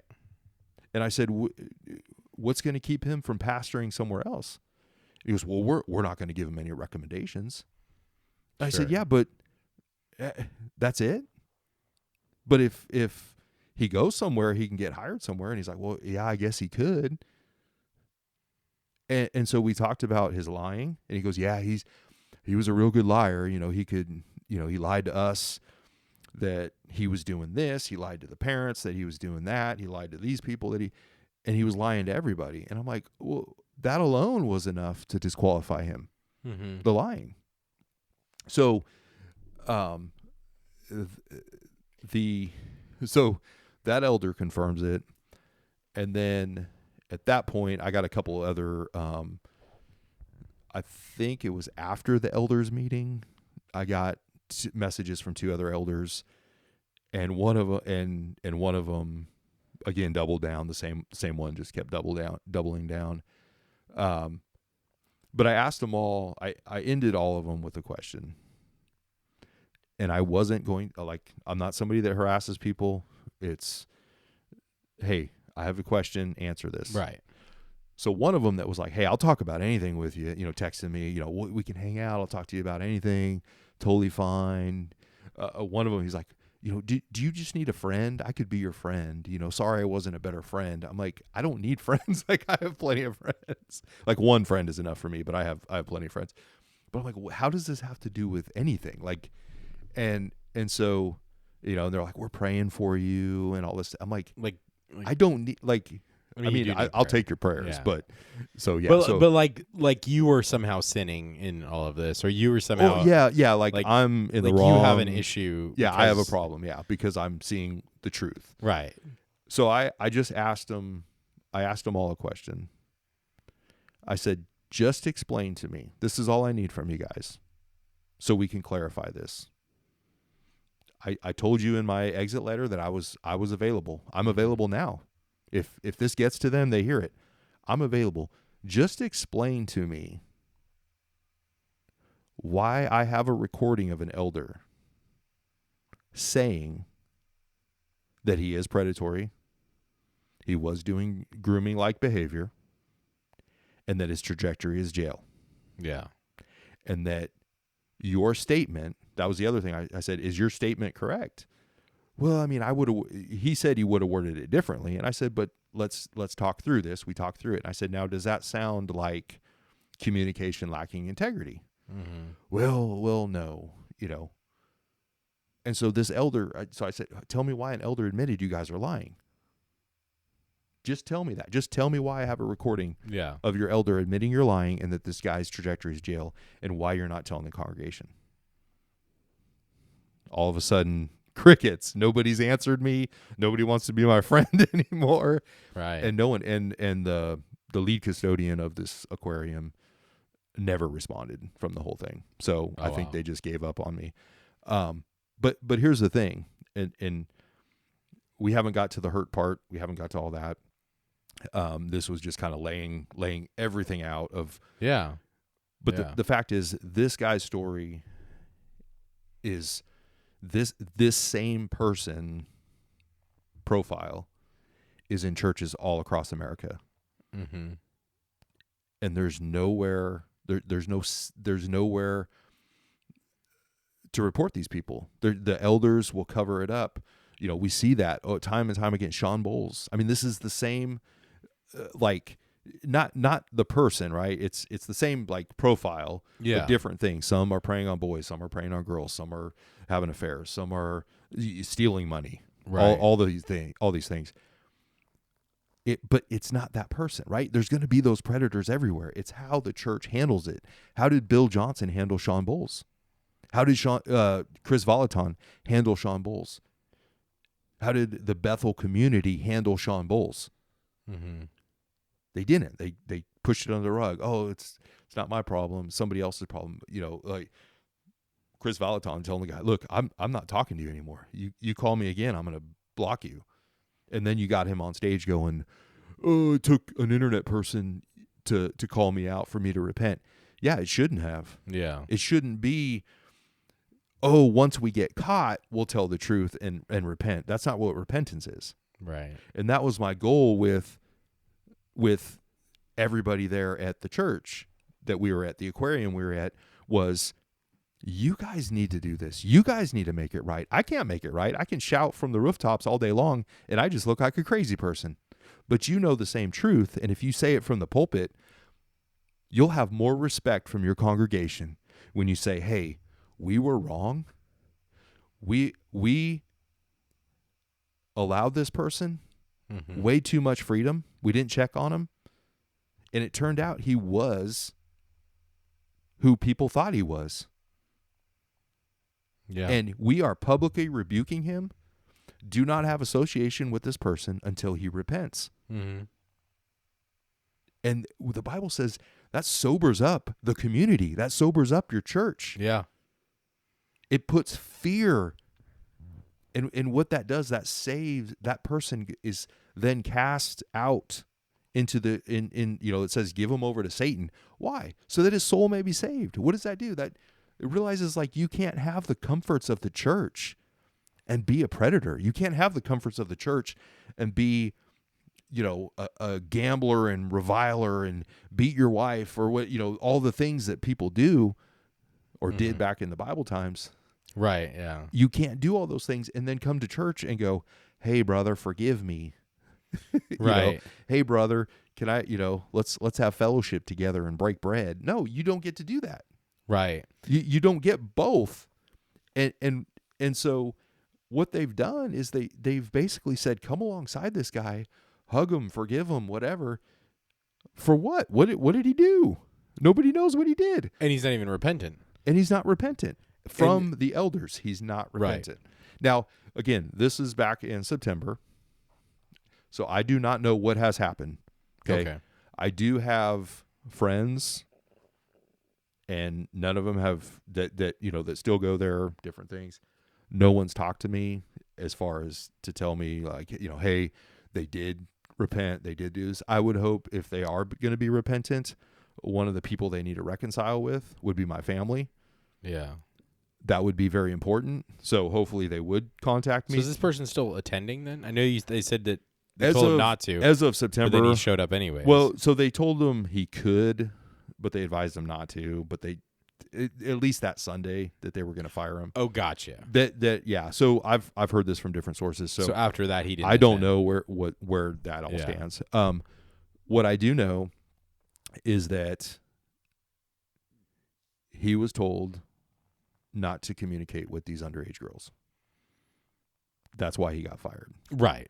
He was supposed part of his thing was, and this is, they told me he's got to go a month without communicating with these people, with these underage people.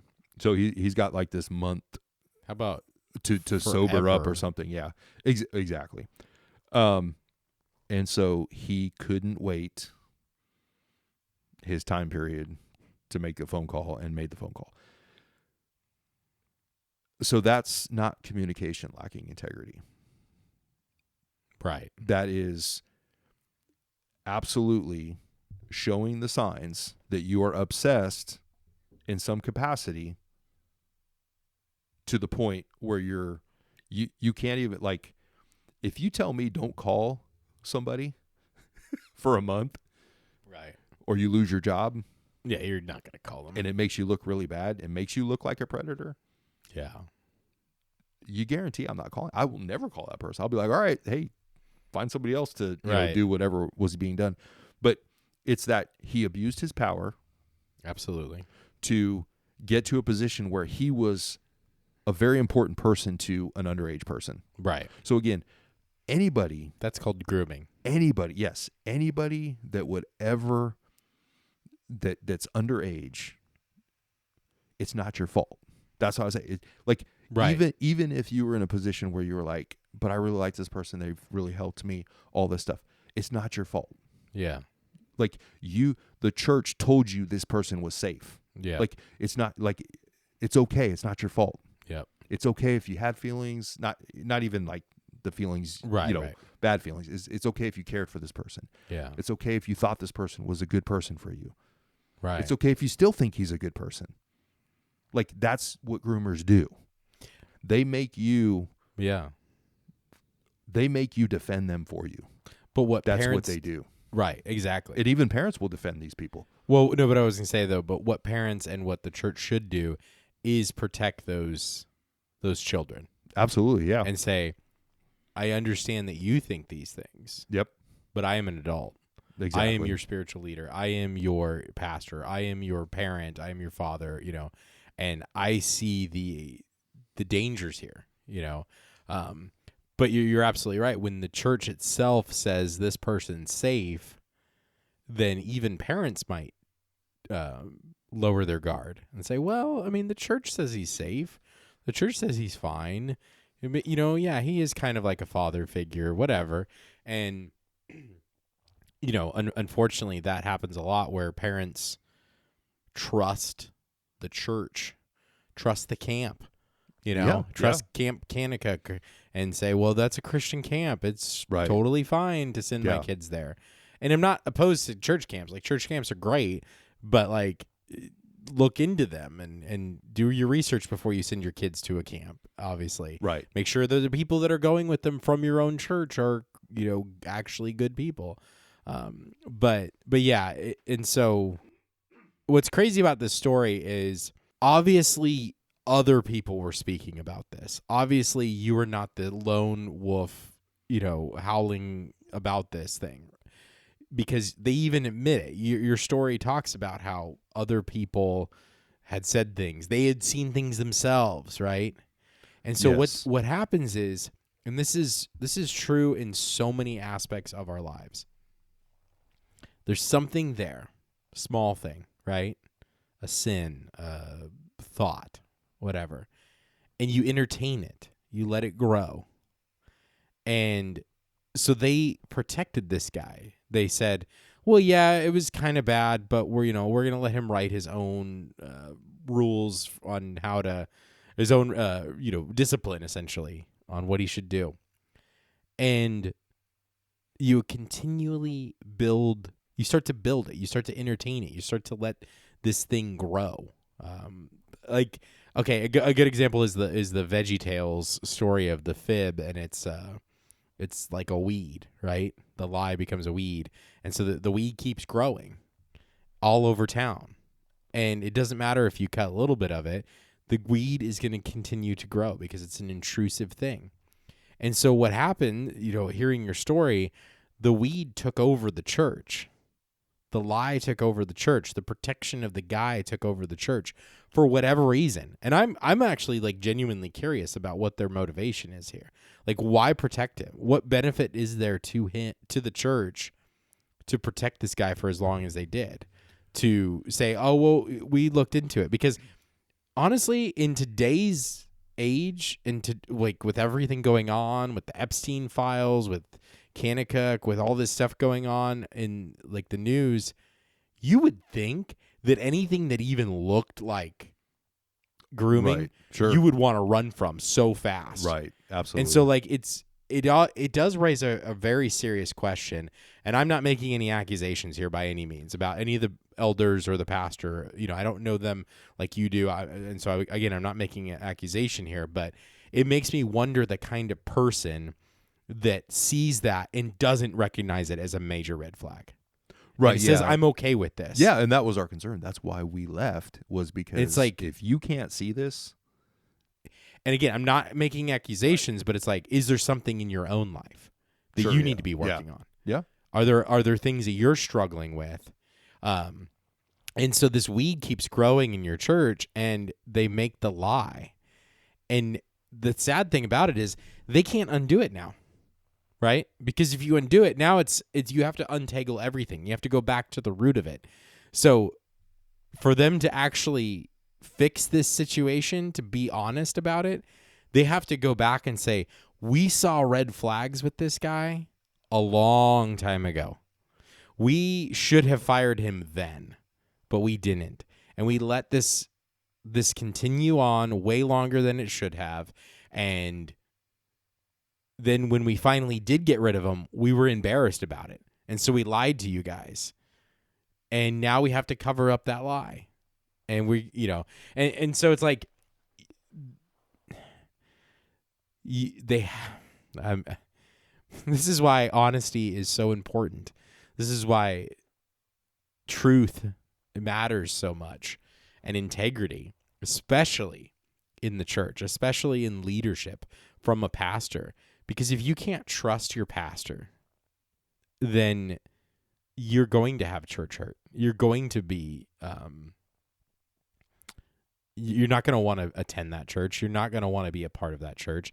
You're going to go on Sunday and be disgusted by what's going on when you can't trust that he's going to do the right thing about something like this. No, dude, I totally agree, because that was, again, I'm not saying that this person was a groomer, was a predator. I just want to say that, disclaimer. And that they were purposely covering for him. I'm saying, this elder told me that person, right? Like I was saying, these are the signs of it. This looks like it. I think he is doing these things, and it was confirmed by one of the elders. Yeah, that he saw it. It was confirmed by the lead aquarium that he saw it. So again, there was enough, just from the three witnesses. The aquarium pastor, me, and the one that reported these, being alone with him. That was three witnesses. Yeah. We knew of, like I said, 10 families or 10 people and their families, assuming they knew, maybe not. Right. By the time this was all done, we had more conversations with people, and the number was just growing. It was like certain pastors' wives, certain deacons' wives, certain deacons, they all agreed. There were some that 100% agreed with me. And they saw what was happening to me and my family, and they decided, like, it's not worth the fight. And that hurt too. Like, you want to talk about church hurt, you get it from that side, from the pastors, the elders, saying, hey, we're going to hold on to our lie. And then you get it from people that are like, oh yeah, no, you're right, but we're staying silent. That hurts. And I know, I don't want to talk about, I understand why people don't want to do that, because they saw what was happening to us. They saw what we went through, but that hurts too. And it's, it makes you go through something alone, and it makes you feel even more crazy because other people are like, oh yeah, but I mean, I'm not going to do anything about it. And you're just like, oh, so you're getting it from that side Right. as well. And then there's what you have to deal with. I mean, dude, this was like losing a loved one. This was our church. Yeah. This was our kids' church. And to sit there and go, okay, now Sunday morning, what used to be a joyous time Mm-hmm. is now a dark day in our house. And there's a lot of, just hurt, depression, anger, frustration, fear. I mean, just everything. And Right. and that's why we're like, hey, we've got to address a lot of things. And you talked earlier about deconstruction. Mm-hmm. And I think that's been something that has been a big part of our family. And it's not a bad word. Right. And I think, you can see the TikTok, obviously a lot of the TikTok stuff that gets circulated, whatever. I haven't seen any of it, but you hear about it, the TikTok theology or whatever, where it's like, oh yeah, these little one-liners, if Jesus is God, why did he rape Mary? Or, like all that stuff about, they just try to dissect little aspects of who Christ is, who God is, the church, everything. And they attack, they attack everything right down to the birth of Christ. Right. That's the deconstruction side that ultimately leads to either liberal theology atheism, or atheism. Right. Yeah. It's like, how can God be loving when he does this and does all these things? And those are some of the, like, the darkest ones that you see. But in reality is what we realize is your foundation. And we've been, as a family, we're going through the book of Acts, and we're having home church right now with our family. We're fellowshipping with friends, and we're getting a good solid foundation built. And one of the things is, like, just realizing too, is you can't build your foundation on even the church you're at, on Lutheranism, on the Baptists, on Assemblies of God. That can't be your foundation. And I think what I felt and what I realized through all this, through the pain, through the hurt, and my wife said this really good the other night, is when all that's gone, all you have left is Christ. And Christ never changed. Christ's name isn't on that lie. Right. What the church is doing, if they choose to lie, Christ's name isn't in that. When a church chooses to cover, everything that happened with Sean Bowles and Bill Johnson, Christ's name is not in that. Now, they use Christ's name. They call themselves of Christ. But at the end of the day, you got to look at that and go, is Christ pleased with a pastor of his aquarium lying to all the fish, not protecting the fish? Yeah. No, he's not. That's not a foundation. Mm-hmm. Christ's name isn't in that. That was an institutional sin of cover-up that we're looking at in the broader aspect right now that's going on in the church, is cover-up culture. Yeah. Mike Winger, that was his big thing. Yep. And he's doing a lot of stuff about cover-up culture right now. And I'm like, man, these guys were like a couple months late. If I would have had all this back then, maybe these resources I could have, brought to, because I wouldn't change a single thing I did. Yeah. What my wife and I did, us coming to the conclusion that, we have to pull our family from this church, I wouldn't change that. Everything we did, we had to do. Yeah. And I would do it the same way. I just wish I had more resources. Right. But and again, it wasn't my job to bring these resources to people. Sure. Because I did. I provided one of the elders with resources for a place to report. It was, I got it through Julie Roy's. I can't remember the name of it. I think I did talk about it at one point, but it's, maybe I didn't. But it's basically, but I did give it to the elder. I gave him the link and everything. but it's basically a software program, and you have a place where, like, hey, if you see a pastor flirting with underage girls, you can actually report it, and it's not just going to get swept under the rug. It's going to get investigated. It's going to get talked to. Doesn't mean that person's guilty. Right. But it provides a place where if all of a sudden there's 50 people reporting the same guy, yeah, then obviously there's something there, right? If your name pops up a certain amount of times on any list, that might mean if you're over 30,000 times in files, you might be guilty of something. Possibly. Or no, I guess it's more than 30,000. But yeah, you know what I'm and so you know what I'm saying, listener. You can read between the lines.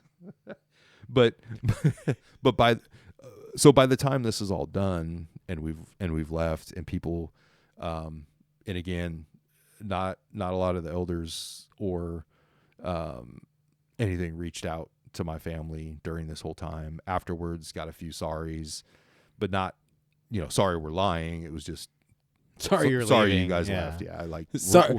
We're gonna miss sorry, you. there's something wrong with you. Right? Yeah. And that's kind of how more it made us feel. But yeah, just more and more people came out. Yeah, we thought the same thing. We thought the same thing. And so, I mean, it's a large amount of people at that church, at that aquarium. Sorry, correct myself. At this fictional aquarium, there's a lot of people at that aquarium that know they're lying, and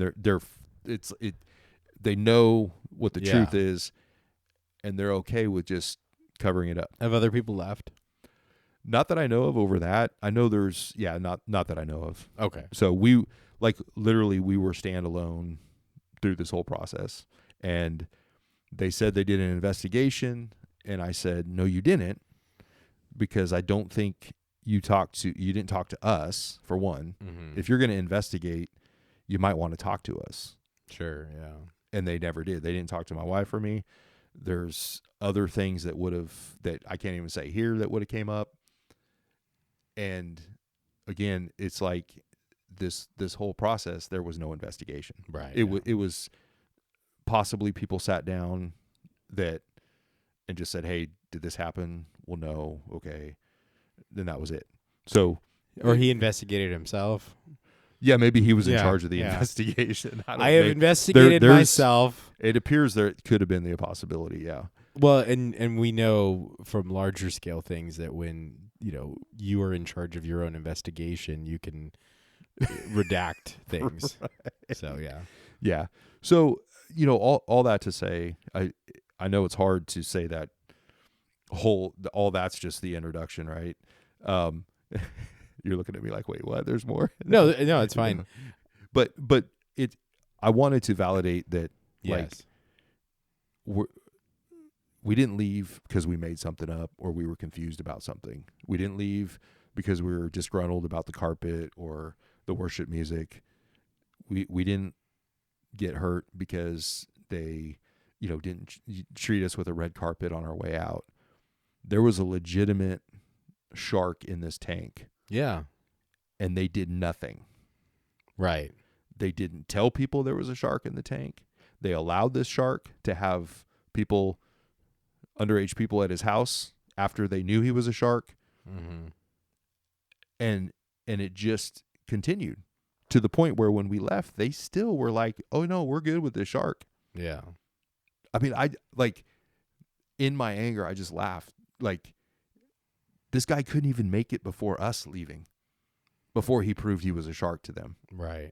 And then they turn around and go, all right, he proved he was a shark, made it real easy for us. I mean, I was told they made it easy for us to fire him.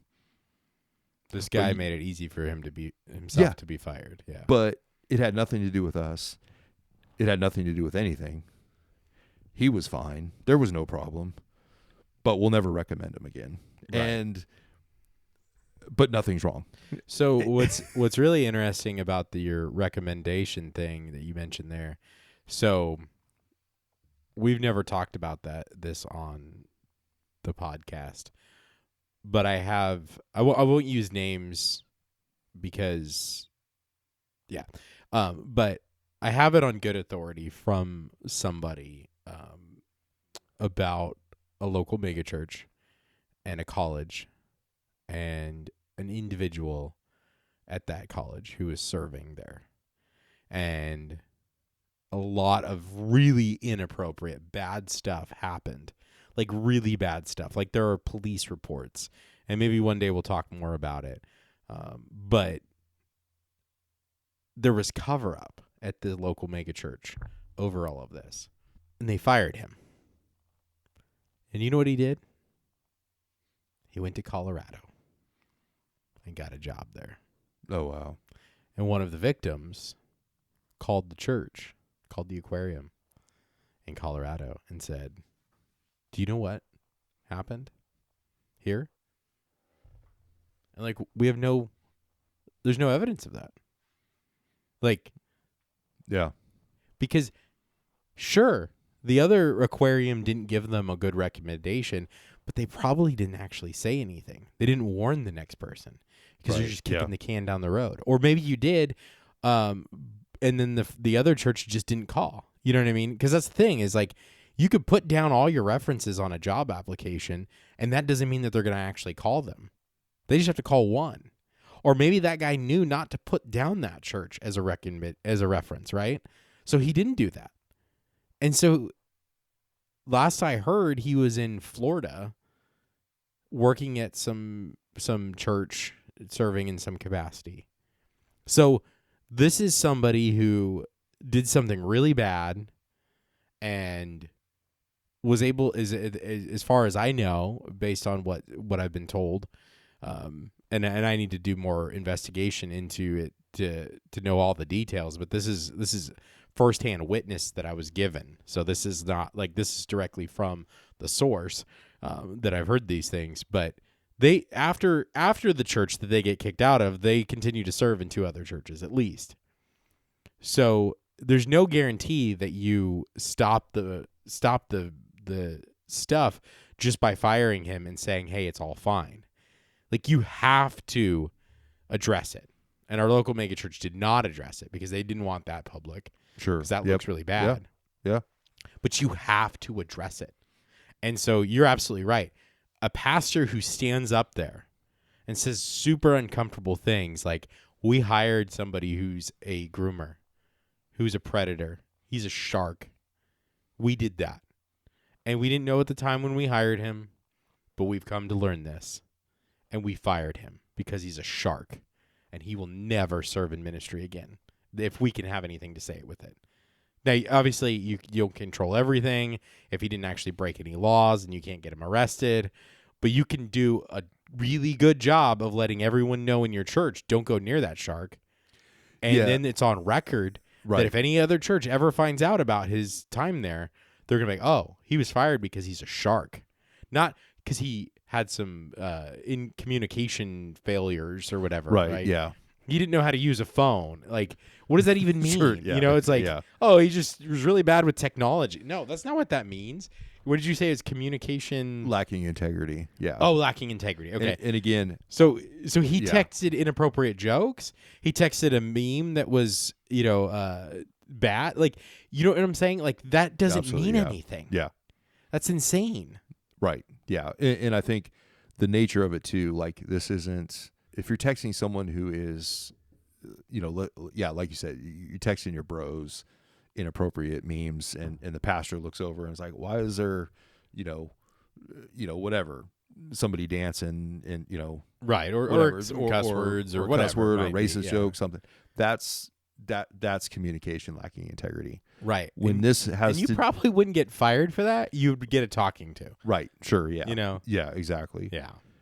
So that was our big beef with that because we did not want, we wanted to make sure or we feel like and felt like you have to warn the congregation. There's not Mike Winger in his video on Sean Bowles. He talks about this 2-tier system where it's like all the uppers, the pastors, the elders, they all know to stay away from somebody. Everybody knew to stay away from Sean Bowles. Yeah. Everybody knew to as far as, the leadership, like, all right, hey, we're breaking away from Sean Bowles. predatory. He's doing his catfishing stuff with his or whatever with the Facebook thing to give him prophecies. Yeah. And then even Bob Hartley, everyone knew. Oh, hey, yeah. Hey, that guy's preying on the women in the life groups, right? Mm-hmm. There in Bethel. Well, they knew that. Jedediah told you. He said, yeah, I told Bill Johnson to his face, my dad's preying on the women of your church. Yeah. And Bill's like, well, we're just going to pray and, anoint everyone and all this stuff. And so you have this 2-tier, as Mike Winger talked about it, and I really liked what he said, because it's like you're letting the little fish in the aquarium get eaten and devoured. But all the higher upper fish, they know to keep their daughters away from this guy. Yeah. But the congregation doesn't know.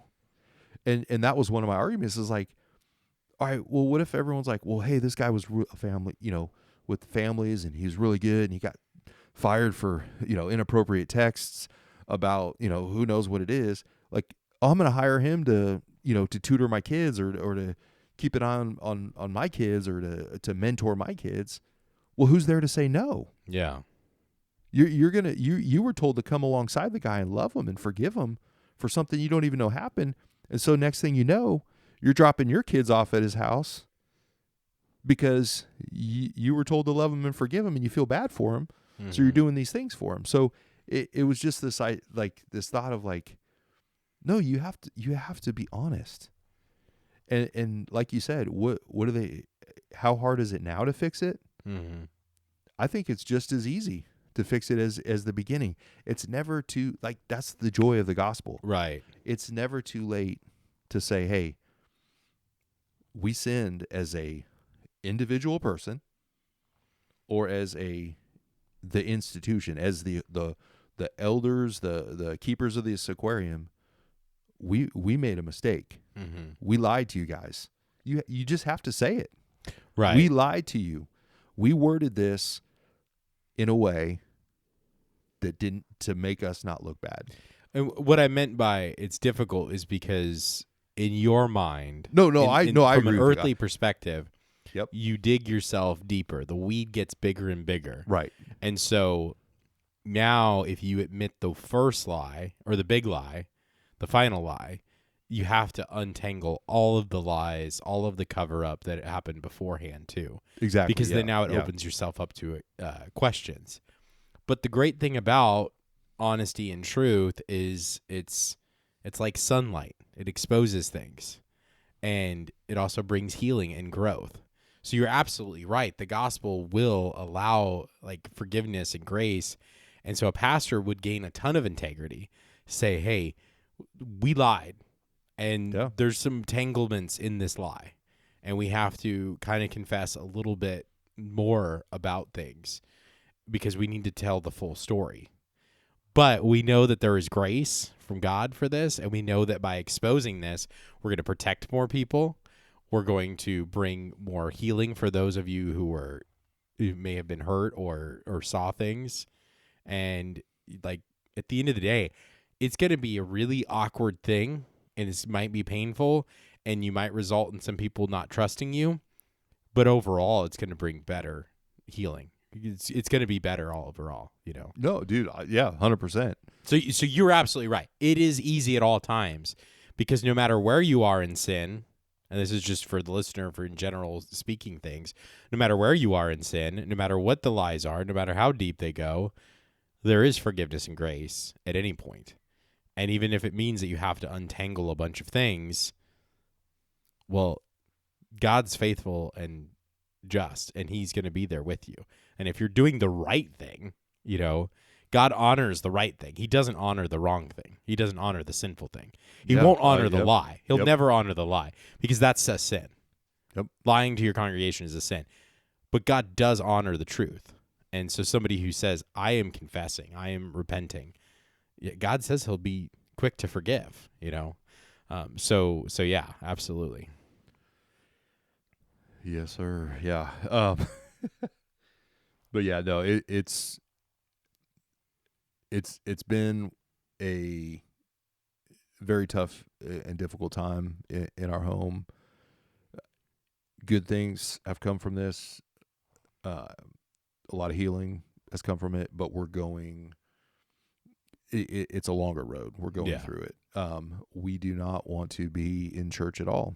And so if you're someone listening that has gone through any type of deconstruction, or you're somebody who's like a never miss a Sunday on church person, no matter where you're at, like, I hope you can understand where we're coming from. But anyone out there that's listening that has ever gone through something where you were hurt by the church, one thing you hear a lot is make sure you stay in church. Make sure you stay in church. Stay in church. Stay in church. I mean, we've gotten that 1,000 times, and people mean it in a good way. But the idea of me just jumping into another church, not knowing the leadership structure, not knowing if they just went through something, like, you literally do lose all faith in churches or all faith in institutions like that. And so where we're at right now as a family, that's what we're going through. That's what we're talking about. Right. We're talking about what is the foundation of the church. What did Peter and Jesus say? That conversation was, who do people say I am? You're the Christ. Well, first, you're a prophet. You're this. Who do you say I am, Peter? And Peter says, you're the Christ, the Son of God. You're the Messiah. And Jesus says, upon the church, or upon this rock, I'm going to build the church. Churches aren't built on lies. They're not built on cover-ups. They're not built on the tithe money of the secret tither club. Yeah. Churches are only built on one thing. So when he says, against this, the gates of hell will not prevail, you can be a church here in America that you think is preaching the gospel, that you think is thriving, mega church, small church, whatever. But if your foundation, that's what's not going to fail, your foundation, if it's in Christ. Mm-hmm. So one of the things that I've been through all this, been wrestling with, like, and we've talked about a little bit of this off air, and I've talked with my wife about it, is what is left of the true church here in America? Because if your foundation is like some of these mega churches, healing, the dynasty of the pastor and his kids, that's not a foundation. Yeah. That can collapse. And, talking about prophecy and all that stuff, I'm not the only one saying this, but I don't see the big mega church here locally lasting very long after the kids take over. It's not going to happen. Everything they've done, it's not going to happen because their foundation is not in who Christ is. And that's not the foundation of the church. They may preach those things, but that's not the foundation. That's not what's keeping them together. What's keeping them together is the tithes, the big donors, those things. And my point in all this is that Judah's crazy. No, I'm going somewhere with all this. Is these are the things that you've probably wrestled with when you dealt with what you did with your church hurt, where you were legitimately vying for a position at the church, and they just flat out looked at the congregation and said, well, we're giving it to this other guy, and we offered it to Jonathan first, but he declined. I wasn't even vying for it. Oh, you weren't even vying for it. That's what's really interesting. Okay, yeah. So what it was is we had a youth pastor, and the youth pastor left, and then we had a youth director come in for a while. Okay. And so it was me and a younger guy were kind of helping out with this youth director. And then the youth director stepped down. Okay. So me and this younger guy were the two who essentially were going to run everything, right? And so they wanted a new youth director. They didn't want this person to be a pastor, and so there was going to be the youth director position. And so without any conversation to me whatsoever, like literally it was a meeting. It was a church meeting. It was after church. And they just announced that the other person got the job. I wasn't upset about that, in fact. Yeah. Because, first of all, nobody asked me if I wanted it. Right. So I never had the opportunity to apply for it or try for it. I did mention in passing that I would do it, and I wouldn't mind doing it. Sure, yeah. But then somebody asked why I wasn't the one chosen, because I was the older one. Gotcha. Okay. And then they're like, well, we offered it to him, and he didn't want it. Gotcha. And that's where it came in. And Right. that's what was so weird about the whole thing. It was like we went with a younger, cooler, hipper guy. Well, why didn't you go with the older, stable guy? Or, not necessarily. The other guy was stable. The other guy was great. Like, so I'm not talking bad about him. So, if you are listening for some reason, other person, you know who you are. You're a great guy. You're wonderful. But the point being is it wasn't, and I protected the pastor in this whole situation. Yeah. Because it's embarrassing on my part in a certain sense, right? Because it's like I was brought into this whole lie, and now I have to sort of like bring it up. And if I'm like, it almost comes across as whiny to even mention it, right? Because it's like, yeah, hey, I would have kind of liked that job. You didn't ask for it, and you just gave it to the other guy, and then you kind of lied about it. Like, you know what I'm saying? Like, and so I felt weird about it. Right. Yeah. But you made me feel weird about it because you lied about it. Right. Yeah. And so, like, and it just added to the whole church hurt aspect of it, because it's like, now you lied, and then you made me feel weird about the whole lie, and now I'm protecting you. Like, this is weird. Yeah. And, this was years ago, and, you said a few things, and I want to address a few things that you've said, because I think it's really important. Sure. Yeah. Yeah. So we did go through the church desert. So we left that church. We did not attend regularly a church for quite a while. And again, there was a lot of stuff that came out from our brother, his experience there that I wasn't fully aware of until later. They ultimately left too, and experienced church hurt because of it, and that's his story to tell and everything. But we're a close family. Like, we all know each other. We all care for each other, and so hearing about everything that really made me angry to hear about how our family was treated there. Yeah. And you probably have heard some of the stories too, and so. Oh yeah. And so we're like, kind of like where you are right now, where it's like, I don't really want to rush into another church. But there was one other thing that was a big difference. And this was that we were at a SBC church at the time. So Southern Baptist, and I was already leaning Calvinist, and it wasn't a Calvinist SBC church. And so we were kind of like, well, how do we find the Reformed Baptist church? And so we did visit the Reformed churches, and it just wasn't quite, we weren't really sure what we actually believed still yet. And so we kind of casually attended one of the Reformed Baptist churches. And so my deconstruction period was really getting down to what it is that I believe, right? And so what do I believe about the sacraments? What do I believe about the nature of the church? What is the church even there for? And these are some of the questions that you're saying you're wrestling with too, and so I'm actually kind of grateful for the church desert period. I'm kind of grateful for the journey into Calvinism, because I was there for about 10 years. Kind of started with where we were at the other church, and then we were casually attending churches, because that journey ultimately led me to where I'm at now. And, my roots my foundation is not Lutheranism. Right. Exactly. And you said something really important earlier, that it's the words of Christ.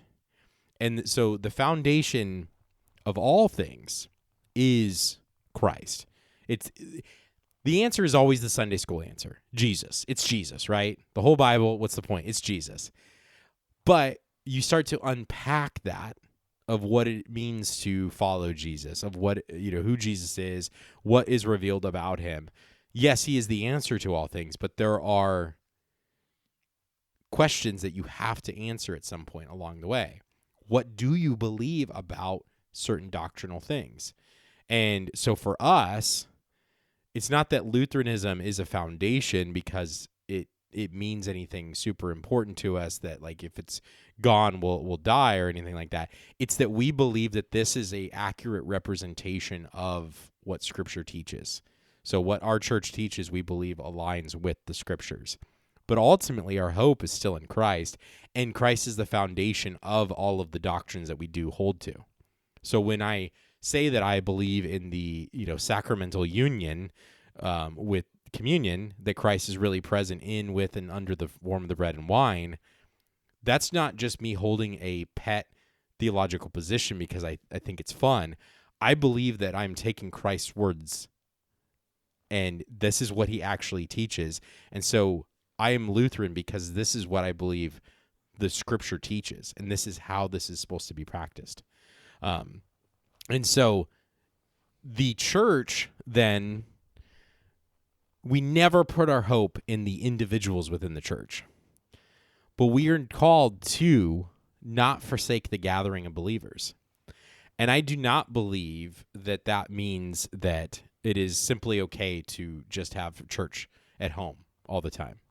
I do believe that that means a corporate church of some kind with a pastor who has been called to be your pastor. You cannot be your own pastor. Even a pastor is not really their own pastor. They should still have people that they're held accountable to. And so you can have house churches. That's fine. That's not what I'm saying. Right.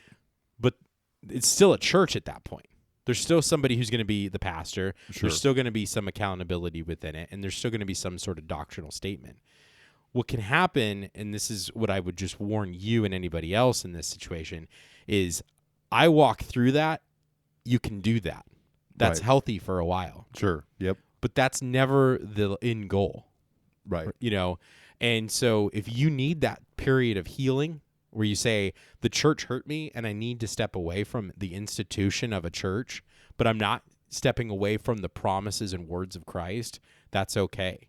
It's okay to go that way. And so, I don't think that you're doing anything wrong with right now. But the end result should ultimately be back in church, that you find the doctrine that you actually hold to. You look for the foundational statements, and you say, what is the church? What do I mean when I say the church? What do I believe when Christ says these words? And you find the church that aligns most closely to that doctrine, and you attend that church faithfully. And the thing is, no church is going to be perfect. There's always going to be somebody who's, you butt heads with, or just annoying personality or something like that. It's possible, right? But that there's a church where that's never going to happen. But I think I'm that guy wherever I show up. Yeah, you are probably. At the end of the day, it's like we have to realize that we're all fallen people living in a post-fall world, and so this is what the church is made up of. But one thing I would highly recommend to anybody while they are looking for churches and where you're going is look at the structure of the church that you do attend. And are there protections in place? What are the boundaries that are there? What kind of environment does it create? Because everything we're circling around here is the aquarium that predators are thriving in. And I'll just say this, that there are certain church models that do not allow for predators to circle around in. Right. Yep. The way that our church is structured, I don't think that a predator could thrive in that environment. I just don't. Sure, yeah. Yeah. But in our local megachurch, I would not be shocked if one day we find out that there was, it was multiple, 100 sharks swimming around in that place. Right. And we already know that there are some from, people who have come forward to you and I, or at least me, I think to you as well. And so, I would highly recommend, as you do, yes, it's okay to go through the church desert. It's okay to deconstruct a little bit, as long as you don't end up in, liberal theology, which is ultimately not Christian theology, or into atheism. But if you're truly searching for what you actually believe, that can be healthy and beneficial. But you should end up in a healthy church at the end of it. And yeah, exactly. Because that's what the conversation my wife and I had was, when everything's taken away, what's left? And it is that foundation in Christ. And that's what hasn't failed us. I'm going to fail people. People are going to fail me. But Christ has not failed us. And I'm not talking about wealth and health and prosperity. The foundation of who Christ is and what he's done for us is what we're going to hold on to. His word is true. His word has always been true. And there's, I've gone through, for what this has been for our family, is just going through scripture. And so, yeah, when I say, I agree 100% with you, because we have to look at so much in a church. And is a church running as a business? Are they more concerned about their insurance policies, that they can't say things because of their insurance policies? They can't do things because of, the business side of it could get in trouble. Mm-hmm. And that's kind of something that I've been wrestling with. If a church operates as a business and the business is more important than the body of Christ, is that even a church? Can a church be a business and run that way, mm-hmm. to where they say, because we can't say certain things. Why not? Why can't you be truthful?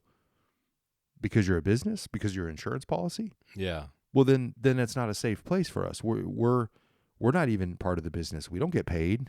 Mm-hmm. We don't have a 401k. But that's the more important side. Yeah.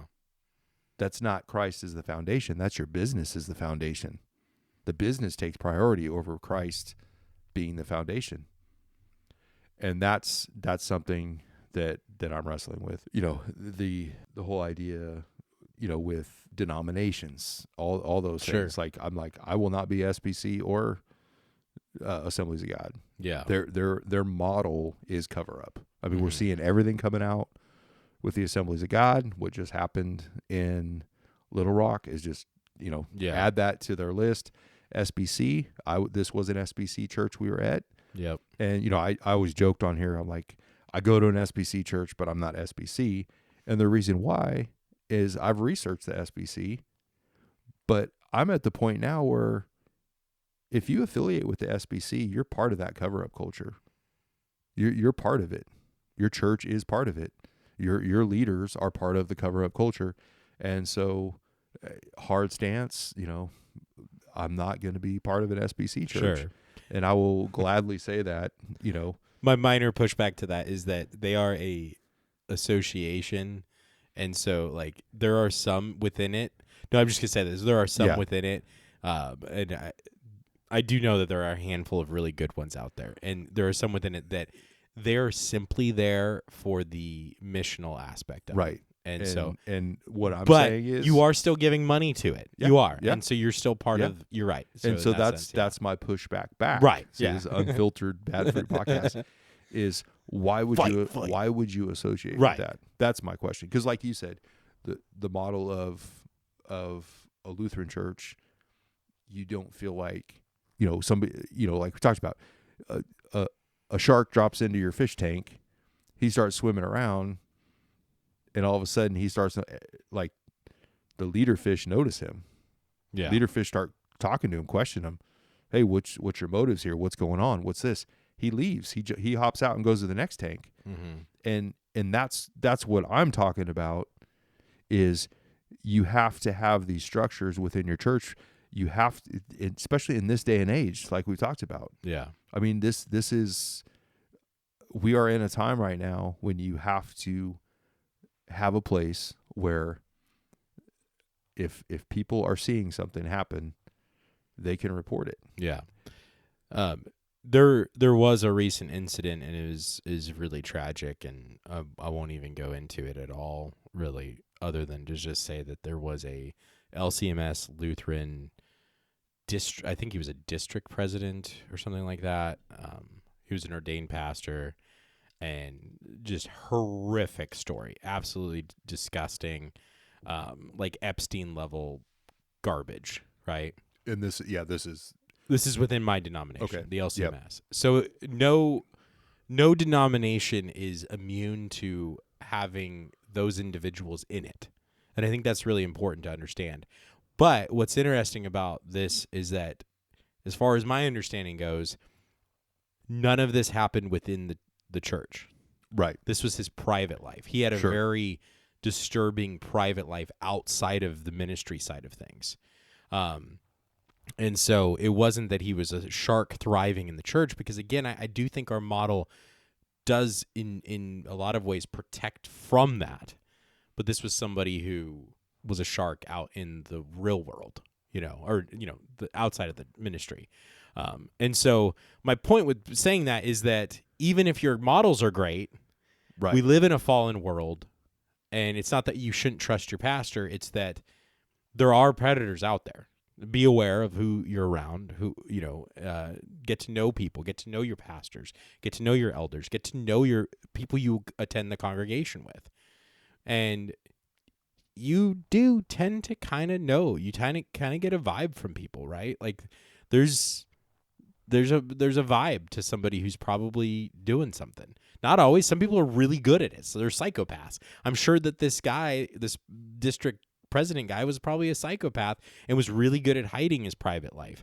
But it's that, yes, this can happen, and so the best way to do it is to recognize that we live in a fallen world. You're not immune anywhere, but look for structures that are stronger than others. And that's kind of my point. Is like, if you listening, me in the future when we start looking at churches, is, hey, I mean, this is something I'm going to ask in the future too, not just theological questions, but hey, if I need to report something, how does this work?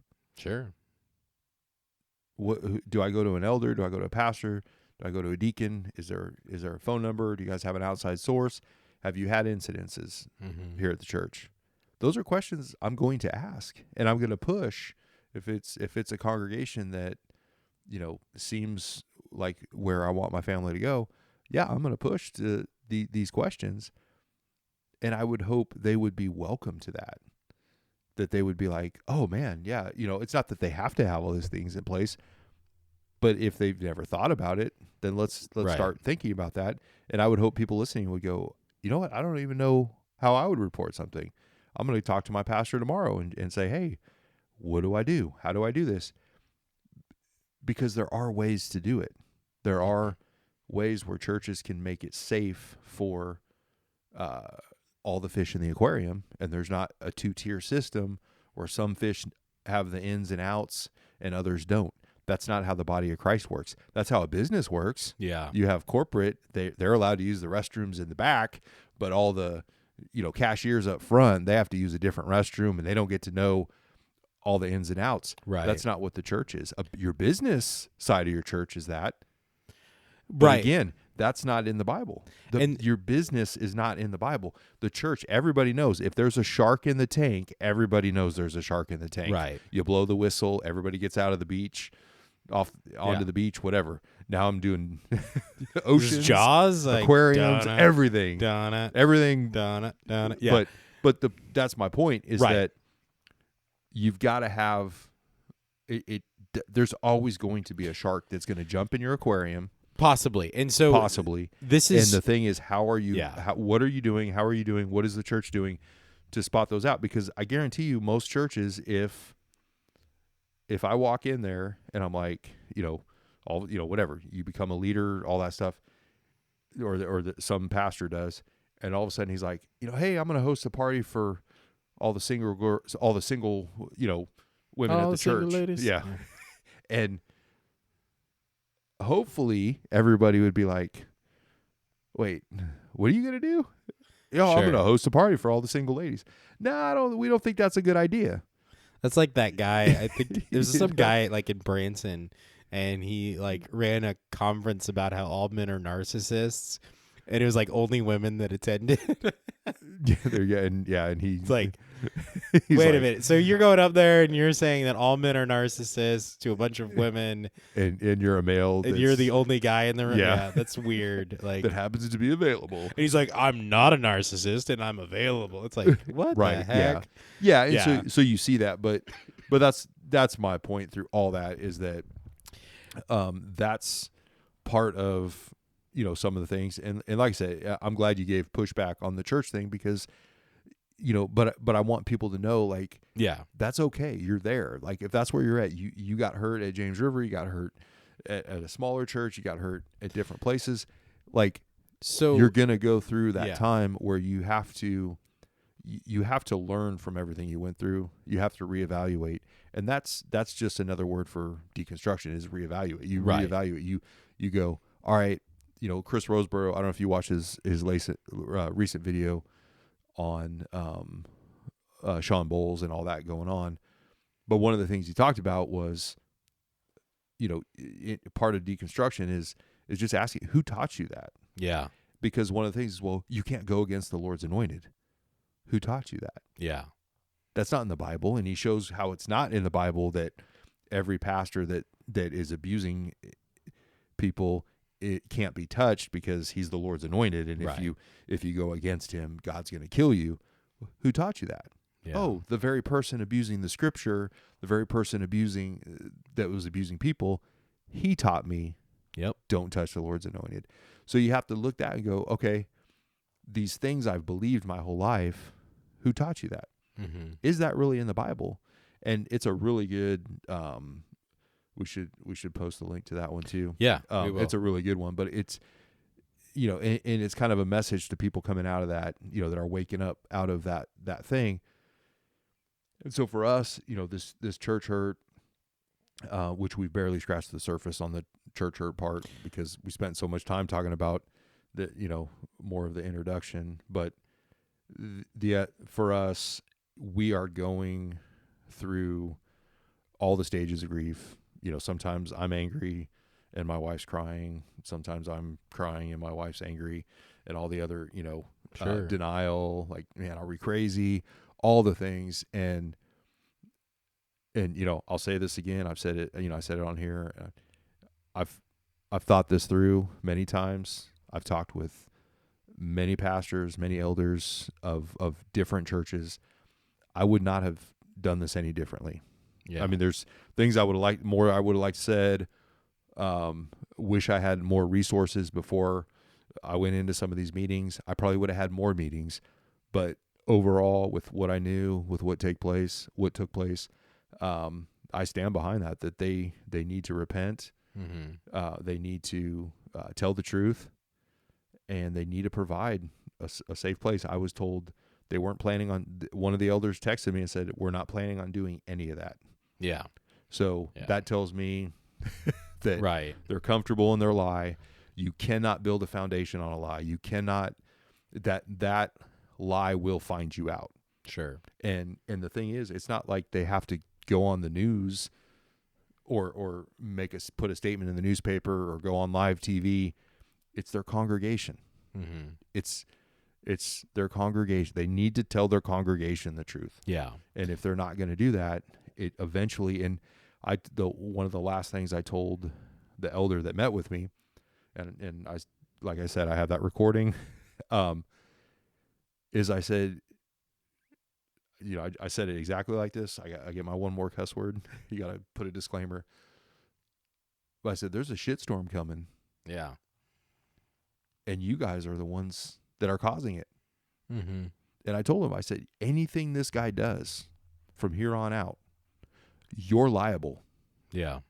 If he does something at another church, if he does something at a job, anywhere, Mm-hmm.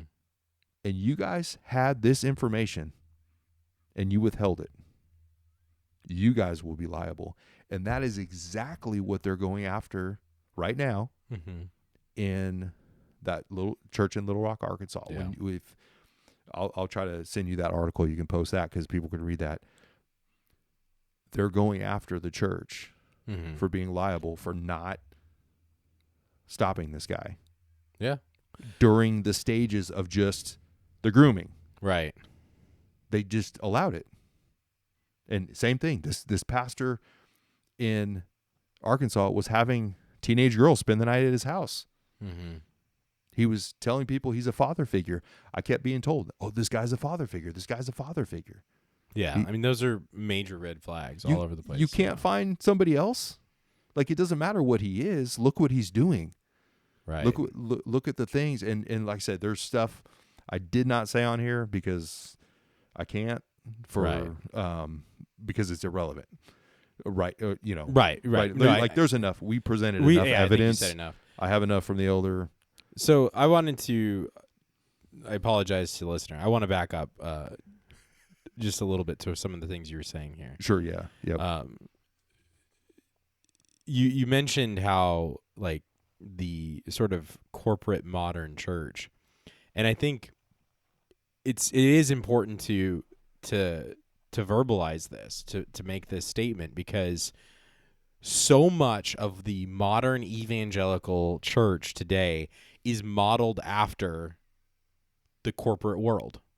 We talked about this with Chris Hodges and The Domain, right? Right, yeah. It's all just corporate speak. It's all, how can we scale this, right? You have a life group. You have what are those teams called? The dream teams, legacy groups. You can scale them, right? And it's like you have this team for that and that team for that, and it's a hierarchy. Get rid of your members and have a board of not a board of elders, have a board of directors, right? Well, that's like corporate world, and so you remove the spiritual protections and you only create the protections that are there for the corporate aspect of it. Your tithe becomes your sort of quantifiable numbers that you like. It's your budget. And that's true for any church, but it's like you don't treat it like people giving to the church for the mission of the church. You treat it as your income, as your revenue streams that then you like report to investors at these. We talked about the Legacy Dream Team where they were having like these private meetings for essentially their investors. It's like, hey, you guys have done all this great stuff, And what do we see in the corporate world, right? Affairs. What was it last year? The guy at the Coldplay concert, right? Yeah, the CEO, yeah, and he ducks, and it's just like all you had to do is just own the moment. The camera would have moved, and it wouldn't become viral. But the fact that he ducked away and like it made it a viral moment, And he got caught, and I think his marriage failed, and he got fired from the job and everything. But like, we've heard stories of affairs and abuse in corporations, and that's why HR is a thing in most corporations, because you have to have it, because there's so much of it that was going on. There had to be whole departments created to protect employees about these things.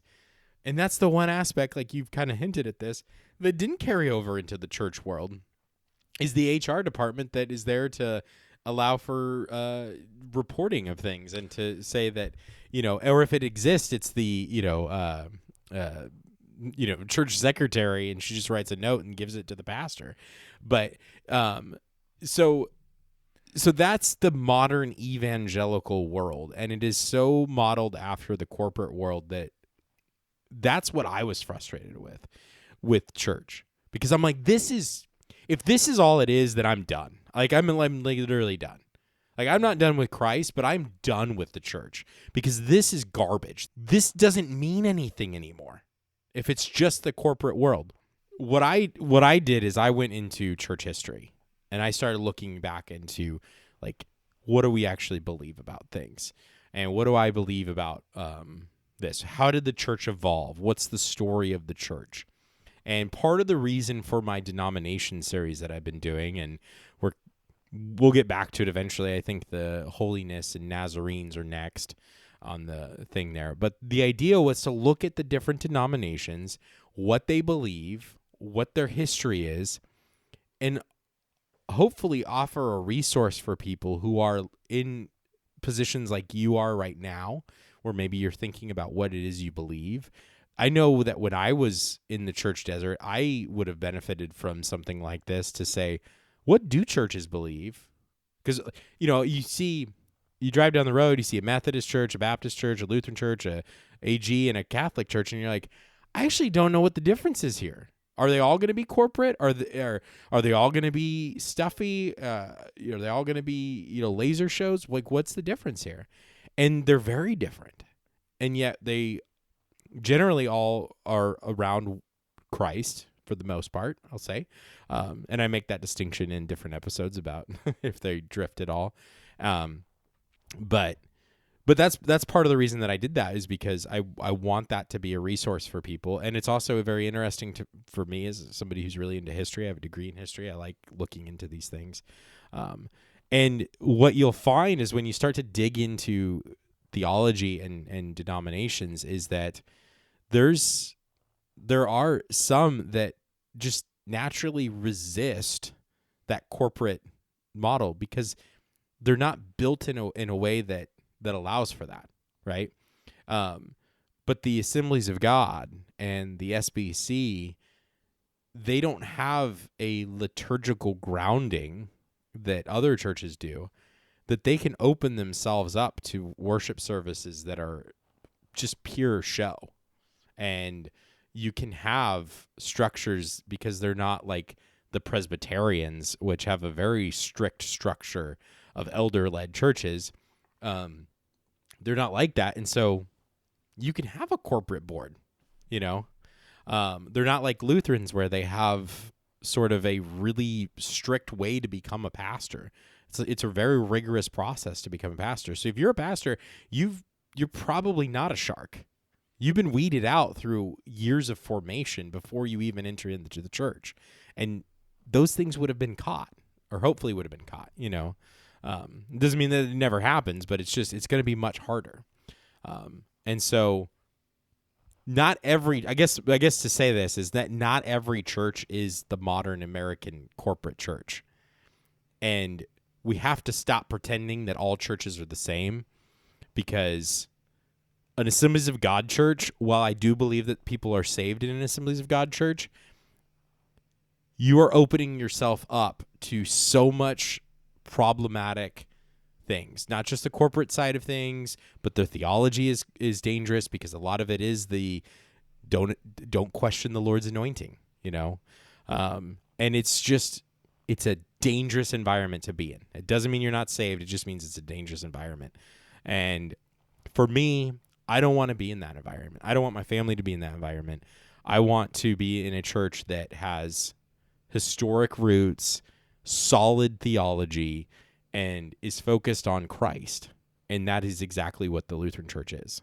And I'm not saying everybody should become Lutheran, because if you don't agree with it, then don't attend there. But maybe you're Presbyterian, maybe you're Methodist. There are good Methodist churches out there.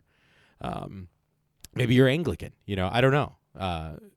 Or there's probably, I know there are a few good SBC churches out there still, but yeah, or independent Baptist churches or something, But anyways, you should find a church, whoever you are out there listening, if you're going through the deconstruction thing, it's fine to do that for a little while, but your focus should be on Christ, and his word and his promises.